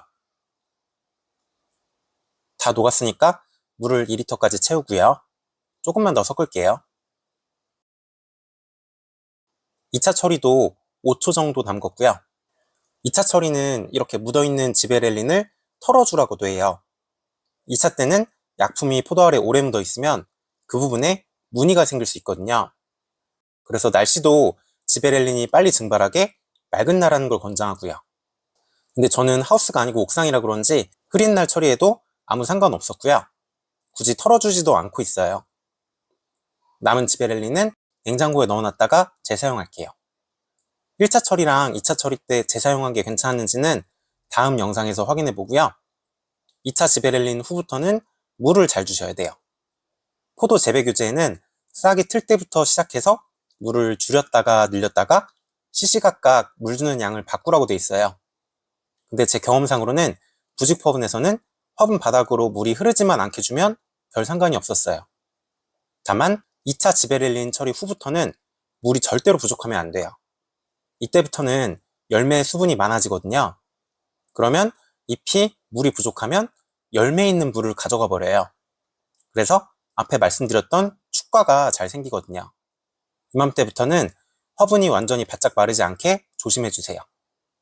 마지막으로 비료랑 지베렐린 관계를 얘기해 볼게요. 작년까지는 1차 지베렐린 전에 인상가리를 줘서 성장을 억제시키고 1차 지베렐린 3일 후부터는 착과가 끝났으니까 세포 분열이 빨리 되라고 질산칼슘, 질산칼륨 이런 빨리 흡수되는 질소비료를 줬어요. 이론적으로 이렇게 하라고 되어 있긴 한데 하면서도 식물이 진짜 그렇게 시시각각 변할까? 의문이 들더라고요. 그래서 올해는 복잡한 건 다 빼버리고 어분골드로 처음부터 질소를 꾸준히 줬어요. 이론대로면 이렇게 하면 포도알이 착과가 안 되고 다 떨어져 버릴 염려가 있어요. 근데 아무 문제도 없이 착과가 잘 됐어요. 아마 숨막기를 해서 성장을 억제시켜놨고 부직 화분이라 뿌리가 건강하다 보니까 크게 상관은 없는 것 같아요. 영상이 너무 길어져서 일일이 보여드리진 않았는데 이전 영상에서 보여드렸던 이 표대로 비료는 계속 주고 있고요. 아직까지는 건강하게 잘 크고 있죠. 다음 영상에서는 지베렐린 보관 기간별로 포도송이가 잘 자라고 있는지 확인해 볼게요. 긴 영상 봐주셔서 감사합니다. 포도 키우기 2년차 네 번째 영상이고요. 이번에는 직박구리가 왔다는 얘기랑 포도 봉지 싸는 거, 그리고 품종별로 지베렐린 처리가 잘 됐는지 보여드릴게요. 오늘은 6월 30일이고요. 포도송이가 많이 자랐죠? 위쪽은 벌써 색깔이 변하기 시작했어요. 조만간 봉지를 싸줘야 될 것 같아요. 오늘은 7월 3일이고요. 3일 만에 위쪽 포도송이가 앙상해졌어요. 포도알이 많이 떨어졌죠? 열매가 터진 것도 있어요. 열과라고 부르는 증상이고요. 이렇게 터진 건 오래되면 곰팡이가 피거든요. 그래서 따줘야 돼요. 열과가 생기는 원인은 품종 문제가 가장 크고요. 요새 많이 키우는 품종 중에는 블랙 사파이어나 바이올렛 킹이 열과가 심한 품종이에요. 이 나무는 정확한 품종은 모르는데 거봉 계열인 것 같아요. 거봉은 열과가 아주 심하진 않지만 어느 정도는 있어서 이 나무도 종종 열과가 나오는 편이고요. 열과가 생기는 두 번째 원인은 수분 편차예요. 흙 속에 물이 너무 많았다 적었다 하면 열과가 많이 생기고요. 부직 화분 같은 경우는 사방으로 배수가 되니까 화분 속에 물이 너무 많은 경우는 없어요. 그래서 열과가 잘 안 생기는 편이고요. 물을 안 줘서 화분을 너무 바짝 말리지만 않으면 괜찮아요. 특히 장마철에 일기예보에 비가 온다고 해서 물을 안 줬다가 갑자기 해가 쨍쨍하면 열과가 많이 생겨요. 화분이 마르면 잎이 열매에서 물을 가져가거든요. 그럼 다음에 물을 줬을 때 갑자기 열매에 물이 많이 들어가면서 껍질이 못 버티고 터지는 거예요. 그래서 화분이 완전히 마르지 않게 물을 잘 주셔야 돼요. 자동 관수를 하시면 일기예보가 안 맞아도 아무 때나 물을 줄 수 있으니까 편하겠죠? 어쨌든 포도알 한두 개가 터진 건 그러려니 하는데 이렇게 열매가 떨어진 흔적은 좀 이상해요. 열매가 터져도 송이에 붙어있지 혼자서 떨어지진 않거든요. 어쨌든 열매가 익고 있으니까 얼른 봉지를 싸줄게요. 봉지로 싸준 이유는 크게 4가지예요. 첫 번째는 새랑 벌레가 못 먹게 하는 거고요. 특히 말벌이 포도를 진짜 좋아하거든요. 그래서 열매가 익어가면 봉지를 꼭 싸주셔야 돼요. 두 번째 이유는 일소 피해를 막기 위해서예요. 열매가 햇빛을 직접 받으면 말라버리는 경우가 있는데 이렇게 햇빛의 피해를 보는 걸 일소 피해라고 하고요. 열매가 어릴 땐 괜찮은데 익어갈 때쯤에는 피해를 볼 수도 있어요. 세 번째 이유는 껍질에 얼룩이 생길까봐예요. 일소 피해랑은 조금 다른 게 일소 증상이 생긴 포도알은 아예 못 먹거든요. 근데 얼룩이 생기는 건 그냥 포도 껍질이 지저분해지는 거예요. 보통 검은색 포도는 표시가 안 나고요. 샤인머스켓 같은 노란색 포도는 얼룩이 표시가 많이 나서 상품성이 없어져요. 그래서 샤인머스켓을 드셔보시면 초록색 봉지에 쌓여있는 경우가 있을 거예요.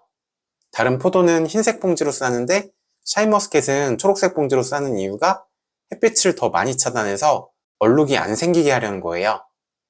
근데 저는 판매하는 게 아니고 제가 먹는 거니까 얼룩이 좀 생겨도 상관없어요. 그래서 모든 포도를 그냥 흰색 봉지로 싸고 있고요. 작년 사진을 보면 흰색 봉지로 쌌어도 샤인머스켓이 깨끗하죠. 그래서 크게 상관은 없었고요. 반면에 이건 품종을 모르는데 똑같이 흰색 봉지로 싸놓으니까 얼룩이 심하게 생겼어요. 그래서 보이는 게 중요한 분들은 노란색 포도는 초록색 봉지를 쓰시는 게 좋아요.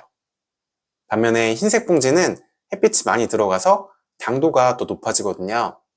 그래서 저처럼 맛이 중요한 분들은 흰색 봉지를 쓰시면 되고요. 어쨌든 돌아와 보면 껍질에 얼룩이 생기는 걸 막는 것도 봉지를 싸는 이유 중에 하나고요. 마지막으로 봉지를 싸야 껍질이 얇아진다는 얘기도 있어요. 근데 제 생각엔 이건 아닌 것 같아요. 마트에서 샤인머스켓을 사 먹으면 대부분은 껍질이 두껍고 포도알이랑 껍질이 따로 놀거든요. 그 중에 포도봉지 안 씌운 건 하나도 없어요. 그래서 봉지를 안 씌워서 껍질이 두꺼워지는 건 아닌 것 같고요. 껍질이 두꺼워지는 건 비료를 많이 주거나 과다착과, 그러니까 포도 송이 수를 너무 많이 키워서 그런 걸로 생각하고 있어요. 물론 저도 봉지를 안 씌우고 직접 비교해 본 건 아니니까 껍질 두께에 영향이 있나 없나 확실치는 않고요. 봉지를 싸볼게요. 포도 봉지는 잘 보면 여기에 철사가 붙어 있어요. 흔히 저희가 빵끈이라고 부르는 거 있죠. 그거랑 똑같은데 종이 안에 들어있다고 생각하시면 되고요. 싸는 방법은 특별한 건 없어요.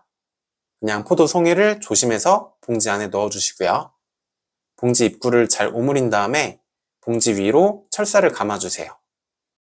이때 철사 끝을 빵끈 감듯이 돌돌 말지 마시고요. 그냥 이렇게 감싸기만 해주세요. 어차피 나중에 송이를 점검하느라 봉지를 종종 벗겼다가 다시 씌워야 되거든요. 그래서 철사를 대충만 말아놓는 게 편해요. 저도 처음엔 꽁꽁 싸맸는데 이제는 대충만 감고 있어요. 이 정도만 해놔도 어차피 벌레나 새는 못 건드리고요. 봉지 아래쪽에는 구멍이 있어요. 그래서 봉지 안에 물이 들어가도 알아서 빠지니까 비가 와도 특별히 신경 쓸 필요는 없으세요. 봉지 싸는 시기는 지베렐린 2차 처리하고 3, 4주 정도 후에요. 이 나무는 6월 4일에 2차 처리를 했고 오늘이 7월 3일이니까 4주가 조금 넘었고요. 샤인머스켓 같은 만생종은 늦게 익으니까 4주가 더 넘어서 싸줘도 상관없어요. 근데 이 나무는 빨리 익는 품종이라 사실 일주일 전에 쌌어야 돼요. 그럼 그냥 아예 일찍 싸는 게 편하지 않냐고 생각하실 수도 있어요. 근데 너무 일찍 싸면 송이를 점검할 때 일일이 벗겼다가 다시 싸야 되니까 귀찮아요. 알속기를 많이 안 한 경우는 중간중간 너무 빽빽한 부분을 하나씩 잘라줘야 되거든요. 여기 보시면 안쪽에 들어있는 포도알이 터졌죠. 전에 분명히 엄청 듬성듬성하게 포도알을 솎았는데도 지금 보면 안에 박힌 알들이 있어요. 이것도 제가 중간중간 많이 잘라준 거예요. 그래서 봉지를 너무 일찍 싸지 말고 알이 크는 걸 보면서 너무 빽빽한 곳은 추가로 알을 더 솎아주셔야 돼요. 지베렐린 2차 처리하고 대략 3, 4주 정도 후면 포도알이 거의 다 크니까요. 그때쯤을 봉지 싸는 시기로 추천드려요. 직박구리라는 새 아세요? 포도 봉지 싸는 사이에 직박구리가 왔다 갔어요. 운 좋게 CCTV에 찍혔더라고요. 제가 바로 옆에서 봉지를 싸고 있는데 겁도 없이 포도를 먹고 있어요. 제가 방금 터진 포도알을 잘라서 바닥에 놨거든요. 3분도 안 됐어요. 근데 이렇게 빨리 찾아올 리가 없거든요. 이제 좀 의문이 풀리네요. 아까 포도알이 터져도 이렇게 떨어지진 않는다고 말씀드렸잖아요. 터져서 곰팡이가 필 때까지 붙어 있거든요. 이건 자연적으로 떨어진 게 아니고 직박구리가 먹은 거네요. 직박구리가 엄청 독한 새예요. 한번 맛있는 걸 찾으면 계속 다시 찾아오고요. 까치도 가끔 오긴 하는데 까치는 익기 전에는 안 건드리거든요. 근데 직박구리는 이렇게 조금만 익으려고 해도 다 먹어버려요. 제가 포도알을 잘라놓자마자 찾았을 리는 없고요. 이건 초범이 아니고 재범이라고 밖에 설명이 안 돼요. 아마 제가 봉지 씌우는 동안에도 어디서 계속 쳐다보고 있었나 봐요. 소리를 쳐도 안 도망가고 제가 이렇게 손으로 쫓으니까 그제서야 가더라고요. 너무 약이 오르긴 하는데 제 잘못이긴 해요. 사실 3일 전에 색깔 변하는 걸 봤을 때는 봉지 씌우기에 이미 조금 늦은 거거든요. 직박구리가 딱 환장할 시기예요. 이날 바로 봉지를 씌웠어야 됐는데 집에 다녀오기 귀찮아서 오늘 씌웠더니 그새 많이도 먹었네요. 그래도 이제 봉지를 다 씌웠으니까 건드리진 못할 거고요. 다행인 게 맘먹고 부리로 봉지를 찢으면 조금 찢어서 먹을 수도 있을 것 같은데 머리가 그렇게까지 좋진 않더라고요. 저처럼 늦은 다음에 후회하지 마시고 빨리 익는 품종은 지베렐린 2차 처리하고 3주 후, 늦게 익는 품종은 4주 후에 봉지를 씌워주세요. 오늘은 봉지 싸기 전에 지베렐린 재사용한 거 결과도 찍어봤어요. 앞 영상에서 지베렐린을 재사용했었죠.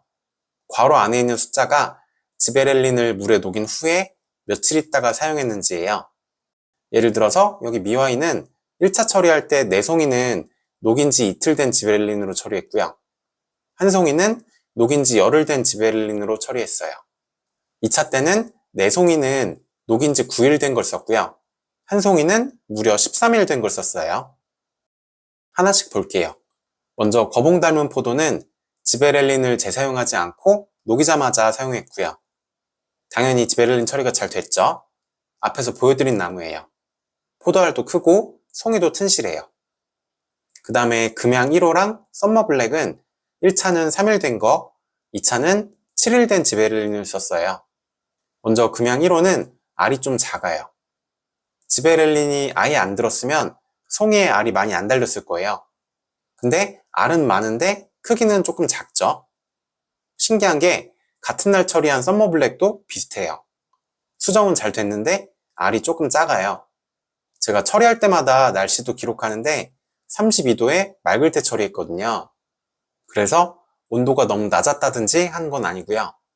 아마 품종 특성이지 않을까 싶어요.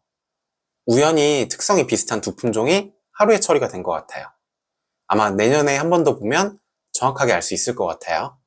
그래도 알이 아주 많이 작은 건 아니니까 괜찮고요. 샤인머스켓은 1차 때는 한 송이만 6일 된 걸 썼고 2차 때는 전부 다 9일 된 걸 썼어요. 이게 1차 때 6일 된 지베렐린으로 처리한 송이고요. 상태는 아주 좋아요. 포도알 배꼽 쪽이 쏙 들어가 있죠. 이렇게 되는 포도알은 크게 자라요. 물론 앞에 봤던 품종은 배꼽이 안 들어가고요. 샤인머스켓처럼 수세가 센 신품종들 특징이에요. 지베렐린 처리할 때 풀매트는 안 들어가고 더크리 처리를 해야 들어간다는 얘기도 있는데 틀렸죠. 저는 풀매트만 썼는데 배꼽이 들어갔어요. 제 느낌으로는 나무를 얼마나 건강하게 키웠는지에 따라서 배꼽이 들어가는 것 같아요. 다른 송이들도 잘 크고 있어요.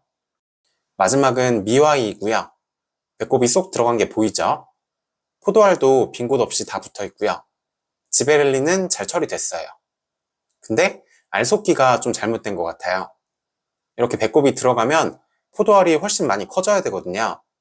근데 생각만큼 못 커졌어요. 그리고 포도알 사이에 빈 공간이 없죠. 여기서 더 크고 싶어도 클 수도 없어요. 이건 품종 특성 같은데 미와이는 아마 이때 꽃을 좀 더 길게 남겼어야 되나 봐요. 손가락 2마디 정도만 꽃을 남기고 위쪽 꽃은 잘랐거든요. 근데 손가락 3, 4마디 정도로 길게 남기고 나중에 알을 더 많이 솎아야 되나 봐요. 그럼 알이 클 공간이 충분히 생겼을 것 같아요. 여기도 공간이 너무 없어요. 이 송이가 제일 오래 보관한 지베렐린으로 처리한 송이에요. 1차는 10일, 2차는 13일 된 지베렐린으로 처리했고요. 근데 좀 작죠? 지베렐린이 효과가 없었던 건 아니에요. 알이 다 붙어 있으니까요. 의심이 되는 건 이 송이가 원래부터 자라는 게 늦었어요. 그래서 1차 처리도 다른 송이보다 더 늦게 했고요. 2차 처리 때도 다른 송이보다 작았어요. 그래서 지금 송이가 작은 게 지베렐린이 오래돼서 그런 건지 아니면 그냥 이 가지가 힘을 못 받는 건지 정확하게 구별하기는 어렵고요. 일단 확실히 확인된 건 샤인머스켓에서 1차 때는 6일, 2차 때는 9일까지는 재사용해도 괜찮았어요. 그래서 대략 일주일까지는 지베렐린을 재사용해도 될 것 같고요. 비용을 많이 아낄 수 있을 것 같아요. 며칠까지 재사용할 수 있는지는 내년에 한 번 더 테스트 해볼게요. 마지막으로 날짜별로 포도알 자라는 걸 한번 볼게요. 포도 키우기 1년차에 나왔던 나무고요. 먼저 6월 8일이에요. 비료 줄 때마다 찍어놨고요. 6월 11일, 6월 24일, 6월 30일, 7월 3일, 7월 10일에는 점검을 한번 해봤어요. 포도알이 떨어지면 봉지 아래쪽에 걸려있거든요. 추가로 포도알이 떨어진 건 없죠. 전에 없어진 포도알은 직박구리가 먹은 게 맞는 것 같고요. 더 이상 터진 것도 없어요. 알 쏟기가 덜 돼서 서로 누르는 건 이미 다 터져서 남은 건 괜찮은 것 같아요. 이런 식으로 가끔 한 번씩 봉지를 벗겨서 확인해 주세요. 7월 15일에도 점검을 한번 했고요. 색이 많이 짙어졌죠? 포도알이 몇 개는 쪼그라들어서 떼졌어요. 장마는 안 오고 7월 초부터 폭염이 와서 옥상이 45도까지 올라갔었거든요. 그래도 전체 숫자 대비 몇 개 안 되고요. 2023년에는 포도알이 우수수 떨어졌는데 이 정도면 선방했죠. 전체 송이로 봤을 때 아주 잘 되고 있어요. 그동안 영상에서 말씀드렸던 대로 똑같이 해보시면 큰 문제는 없으실 거예요. 제가 웬만한 건 다 겪어보면서 최적화해 놓은 거거든요. 특히 가지 숫자, 잎 숫자, 비료 양이 중요해요. 왜 이렇게 하는지 너무 자세히 설명하면 다 나가버리시니까 이유를 꼬치꼬치 다 설명하진 않았어요. 그치만 다 이유가 있고요. 특히 비료가 중요해요.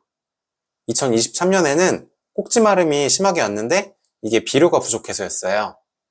2024년부터는 비료 양을 조절하면서 괜찮아졌고요. 올해도 잘 재현됐죠?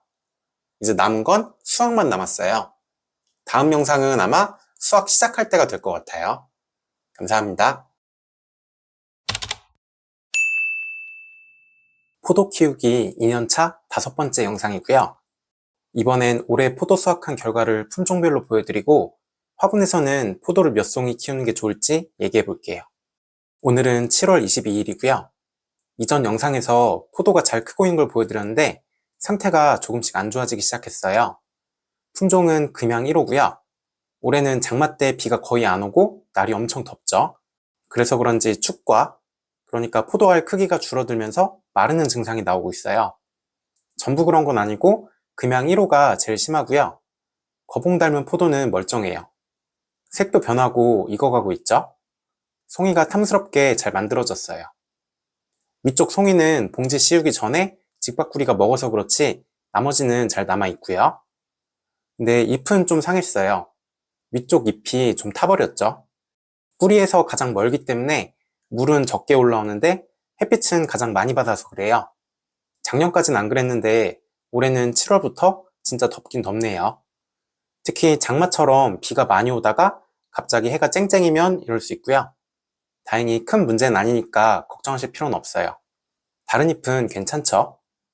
다른 품종도 볼게요. 이건 미화이고요. 여기도 축과가 조금씩 나오고 있어요. 축과는 옆으로 번지진 않으니까 일단은 그냥 두고 지켜볼게요. 이건 썸머블랙이고요. 제일 위쪽 송이는 축과가 조금 있어요. 햇빛을 받으면 잎에서 물이 필요한데 뿌리에서 그만큼 물을 못 올려주면 잎이 열매에서 물을 빼가거든요. 그러니까 가지에 잎이 많을수록, 그리고 잎이 햇빛을 많이 볼수록 축과 위험이 커지겠죠. 예전 영상에서 포도가 있는 가지는 잎 숫자를 10장, 포도가 없는 가지는 잎 숫자를 8장으로 맞췄고요. 잎이 무조건 많다고 좋은 게 아니고 적당한 숫자가 있어요. 이게 제가 찾아놓은 최적의 숫자예요. 그래도 햇빛이 너무 강하면 어쩔 수 없이 축과가 생기긴 하네요. 다행히 나머지 송이는 괜찮고요. 이건 하얗게 과분까지 올라와서 너무 예쁘네요. 이렇게 하얗게 과분이 끼는 게 당이 많이 찼다는 뜻이에요. 근데 아직 여름이 한참 남아서 더 더울 일만 남았으니까 물도 잘 주고 신경을 쓰긴 해야 될 것 같아요. 이건 샤인머스켓이에요. 여기도 축과가 조금 있네요. 그래도 전체적으로는 잘 크고 있어요. 오늘은 8월 5일이고요. 금양 1호는 수확을 해야 될 것 같아요. 색이 완전 노랗게 변했죠. 군데군데 축과가 오고 꼭지가 마르면서 포도알이 떨어진 게 많아요. 이 송이는 좀 괜찮고요. 금양 1호는 올해가 2년차라 저도 처음 수확해 보는 거거든요. 무슨 맛일지 너무 궁금해요. 집으로 가져왔고요. 생각보다는 무게는 많이 나가지 않네요. 이런 건 지베렐린 2차 처리 때 지베렐린이 빨리 안 말라서 생긴 흔적이에요. 맛은 똑같고 보기에 조금 안 좋은데 취미 재배니까 크게 중요하진 않고요. 맛은 당도가 엄청 높아요. 꿀보다는 설탕에 가까운 단맛이고요. 뭔가 많이 먹어본 맛 같은데 정확히 무슨 맛인지는 잘 모르겠어요. 와이프는 캠벨 포도에서 신맛이 빠진 맛이라던데 그런 것 같기도 하고요. 올해는 포도알이 작다 보니까 맛이 정확히 느껴지진 않는 것 같아요. 맛은 내년에 한 번 더 평가를 해봐야 될 것 같아요. 오늘은 8월 8일이고요. 썸머블랙도 수확할 때가 됐어요. 이것도 축과가 좀 있죠. 며칠 전까지만 해도 괜찮았는데 조금 일찍 달 걸 그랬네요. 총 6송이인데 이건 멀쩡하죠. 이 한 송이는 남겨서 더 익혀보고 다른 건 전부 수확할게요. 못 먹는 포도알을 다 잘라내고 나니까 남은 게 많진 않더라고요. 썸머블랙 맛은 가장 특징적인 게 식감이 아삭아삭하다는 거예요. 너무 흐물흐물하면 별론데 이건 식감이 살아있고요. 당도도 엄청 높은 편인데 설탕보다는 꿀에 가까운 단맛이에요. 향도 약간 있는 것 같은데 포도알이 너무 작다 보니까 정확히 판별하기는 어렵고요. 이것도 내년에 다시 한번 맛평가는 해봐야 될 것 같아요. 남은 한 송이는 9월 4일에 수확했고요. 너무 오래 놔뒀더니 포도알이 많이 떨어졌어요. 맛도 크게 달라지진 않아서 진작에 그냥 수확할 걸 그랬네요. 그 다음은 샤인머스켓이고요. 8월 20일에 수확했어요. 포도알이 좀 상하거나 떨어진 것도 한두 알씩 있는데 전체적으로는 괜찮은 편이고요. 색이 엄청 노랗죠? 많은 분들이 샤인을 초록색이나 연두색 포도로 알고 계신데 샤인머스켓은 노란색 포도예요. 전체적으로 상태는 아주 좋았고요. 농사를 지어서 팔 게 아니면 이렇게 노랗게 된 다음에 수확하셔야 돼요. 연두색은 덜 익은 거고요. 잠깐 일본에 갔던 얘기를 해보면 제가 올해 10월에 일본에 잠시 다녀왔는데 역시 일본이 포도 강국이더라고요. 마트에서 파는 샤인머스켓도 꽤 노랗죠. 거기다 이런 안내문을 붙여놨어요. 번역기를 돌려보니까 대충 노랄수록 단맛이 가득하고 껍질도 얇다는 뜻이에요. 우리나라는 마트나 백화점에서 이런 걸 한 번도 본 적이 없거든요. 그래서 요새 샤인머스켓이 가격이 폭락한 거예요. 하루라도 빨리 따서 팔아야 경매 가격이 비싸기 때문에 전부 다 안 익은 걸 갖다 팔고 있거든요. 그럼 나 한 사람은 비싸게 팔 수 있지만 소비자들은 점점 샤인머스켓이 맛이 없는 포도라고 생각하게 되고요. 장기적으로는 가격이 떨어져서 농가가 다 같이 망해가는 구조예요. 소비자한테는 초록색은 안 익은 거라는 걸 절대로 알리면 안 되겠죠? 그럼 더 빨리 망하게 될 테니까요. 그래서 이런 얘기를 당당하게 할 수 있는 일본이 좀 부럽더라고요. 저도 몇 송이 사서 먹었는데 완전 다 익은 것만큼은 아니지만 우리나라 백화점에서 파는 것보다도 훨씬 맛있더라고요. 샤인머스켓을 덜 익혀서 파는 이유 중에 또 하나는 땅에 심은 경우는 이렇게까지 익히는 게 쉽진 않아요.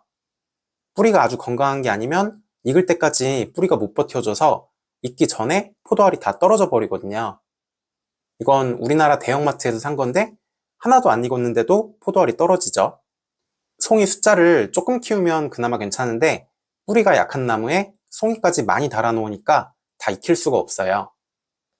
저는 부직 화분에 심어서 잔뿌리 양이 엄청 많기 때문에 이렇게 완전히 익힐 수가 있어요.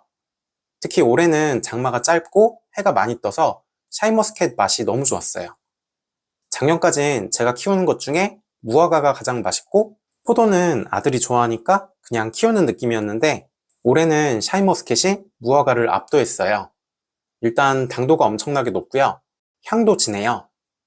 농촌진흥청 강사 중에도 샤인머스켓 향은 공기 중으로 날아가는 거라 덜 익었을 때 따야 향이 강하고 익을수록 향이 약해진다는 사람도 있더라고요. 그거 다 틀린 말이고요.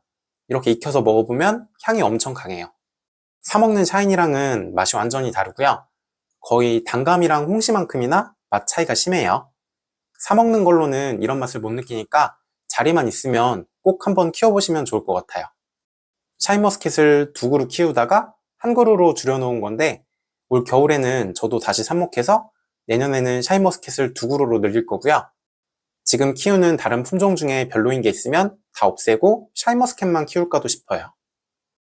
다음 품종은 미와이고요. 9월 8일에 수확했어요. 이것도 포도알이 좀 마른 게 있죠. 이 품종이 요새 인기더라고요. 샤인머스켓 가격이 점점 떨어지니까 자꾸 그 다음 품종을 찾는 것 같아요. 근데 제 생각엔 별로 좋은 생각이 아니에요. 샤인머스켓 가격이 비쌌기 때문에 캠벨, 거봉 등등 다른 포도도 가격이 올라갔던 거지 샤인 가격이 떨어지면 다른 포도들도 같이 떨어질 게 뻔해 보이거든요. 그래서 신품종을 심어봐야 바짝 1, 2년 재미 본 다음에 결국에는 가격이 똑같이 떨어질 거예요. 괜히 재배 매뉴얼도 없는 거 키우기만 힘들 거고요. 요새 나오는 신품종들은 나무 성질은 샤인머스켓이랑 비슷해요. 수세가 굉장히 강해서 쭉쭉 자라고 송이도 튼튼해요. 포도알이 송이에서 잘 안 떨어지고 생리 장애도 많이 없는 편이고요.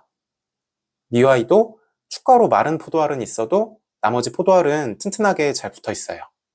배송이나 유통하기 좋아 보이고요. 근데 맛이 조금 애매해요. 단맛이 강한 편은 아니고요. 덜 익은 건 풋내도 나고 떫은 맛이 있어요.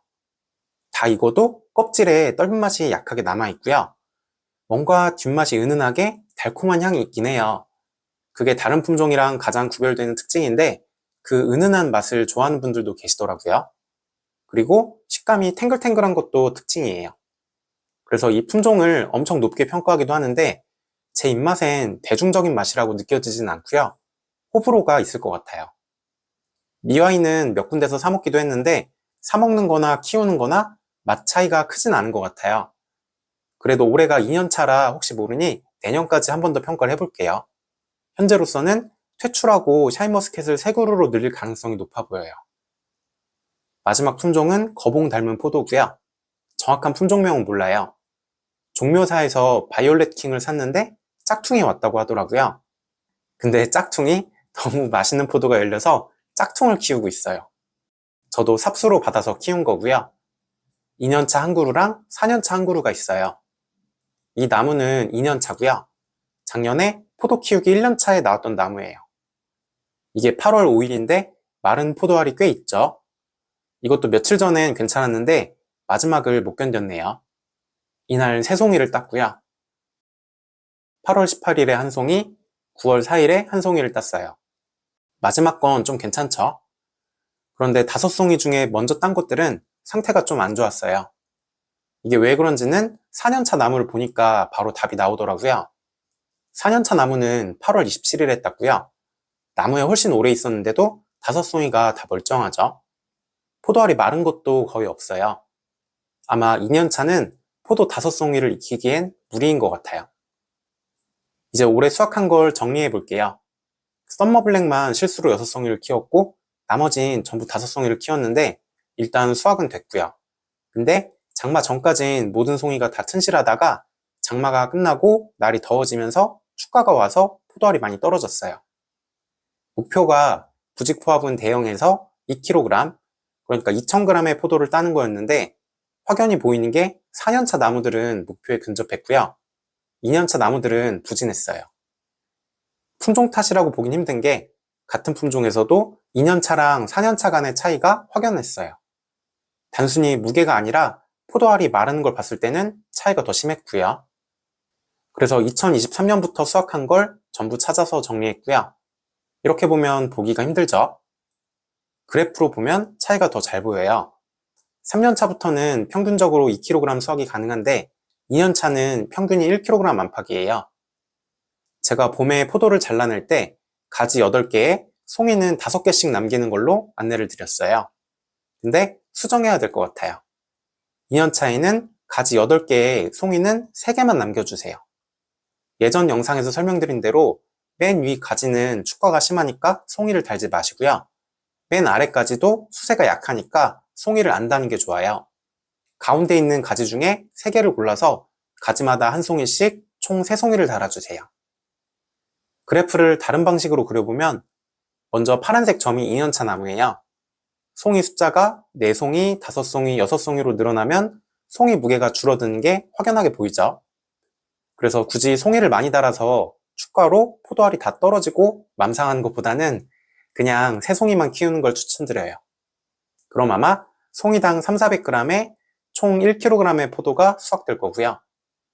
3년차 이후부터는 송이 숫자랑 상관없이 정상적으로 400~500g으로 포도가 잘 컸어요.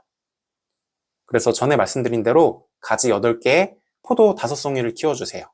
그럼 총 2kg 정도가 수확이 될 거예요. 이렇게 해서 포도 수확에 대한 얘기는 다 했고요. 포도 삽수를 12월 1일부터 나눔하고 있는데 아직 수량이 조금 남았어요. 더보기랑 댓글에 링크 남겨놓을 테니까 혹시나 삽수가 필요한 분들은 품절되기 전에 얼른 신청해주세요. 감사합니다. 오늘은 12월 1일이고요. 가지 자르는 걸 보여드릴게요. 1년차 영상에서도 전정하는 걸 보여드렸죠. 이번에는 2년차 이상일 때 어떻게 자르는지를 보여드릴게요. 이 나무는 2년차 나무고요. 1년차 때 키운 영구가지랑 올해 키운 열매가지 8개가 남아있죠. 영구가지는 말 그대로 영구적으로 남길 가지니까 당연히 자르지 마시고 열매가지만 자를 거예요. 일단은 헷갈리지 않게 필요 없는 부분부터 잘라버릴게요. 이건 작년 열매가지 끝부분이고요. 포도는 가지 끝이 잘 마르니까 바짝 자르지 않고 조금 남기고 잘랐었죠. 내년에는 필요 없으니까 잘라줄게요. 열매가지마다 전부 잘라주고요. 이제 올해 자란 열매가지를 본격적으로 잘라볼게요. 여기서부터 올해 자란 부분이고요. 눈을 한 개만 남기고 자를 거예요. 사실 포도가 열릴 확률은 가지 끝으로 갈수록 높아요. 근데 이렇게 끝쪽 눈을 쓰면 내년은 괜찮아도 3년, 4년, 5년 시간이 가면 갈수록 가지가 점점 길어지겠죠?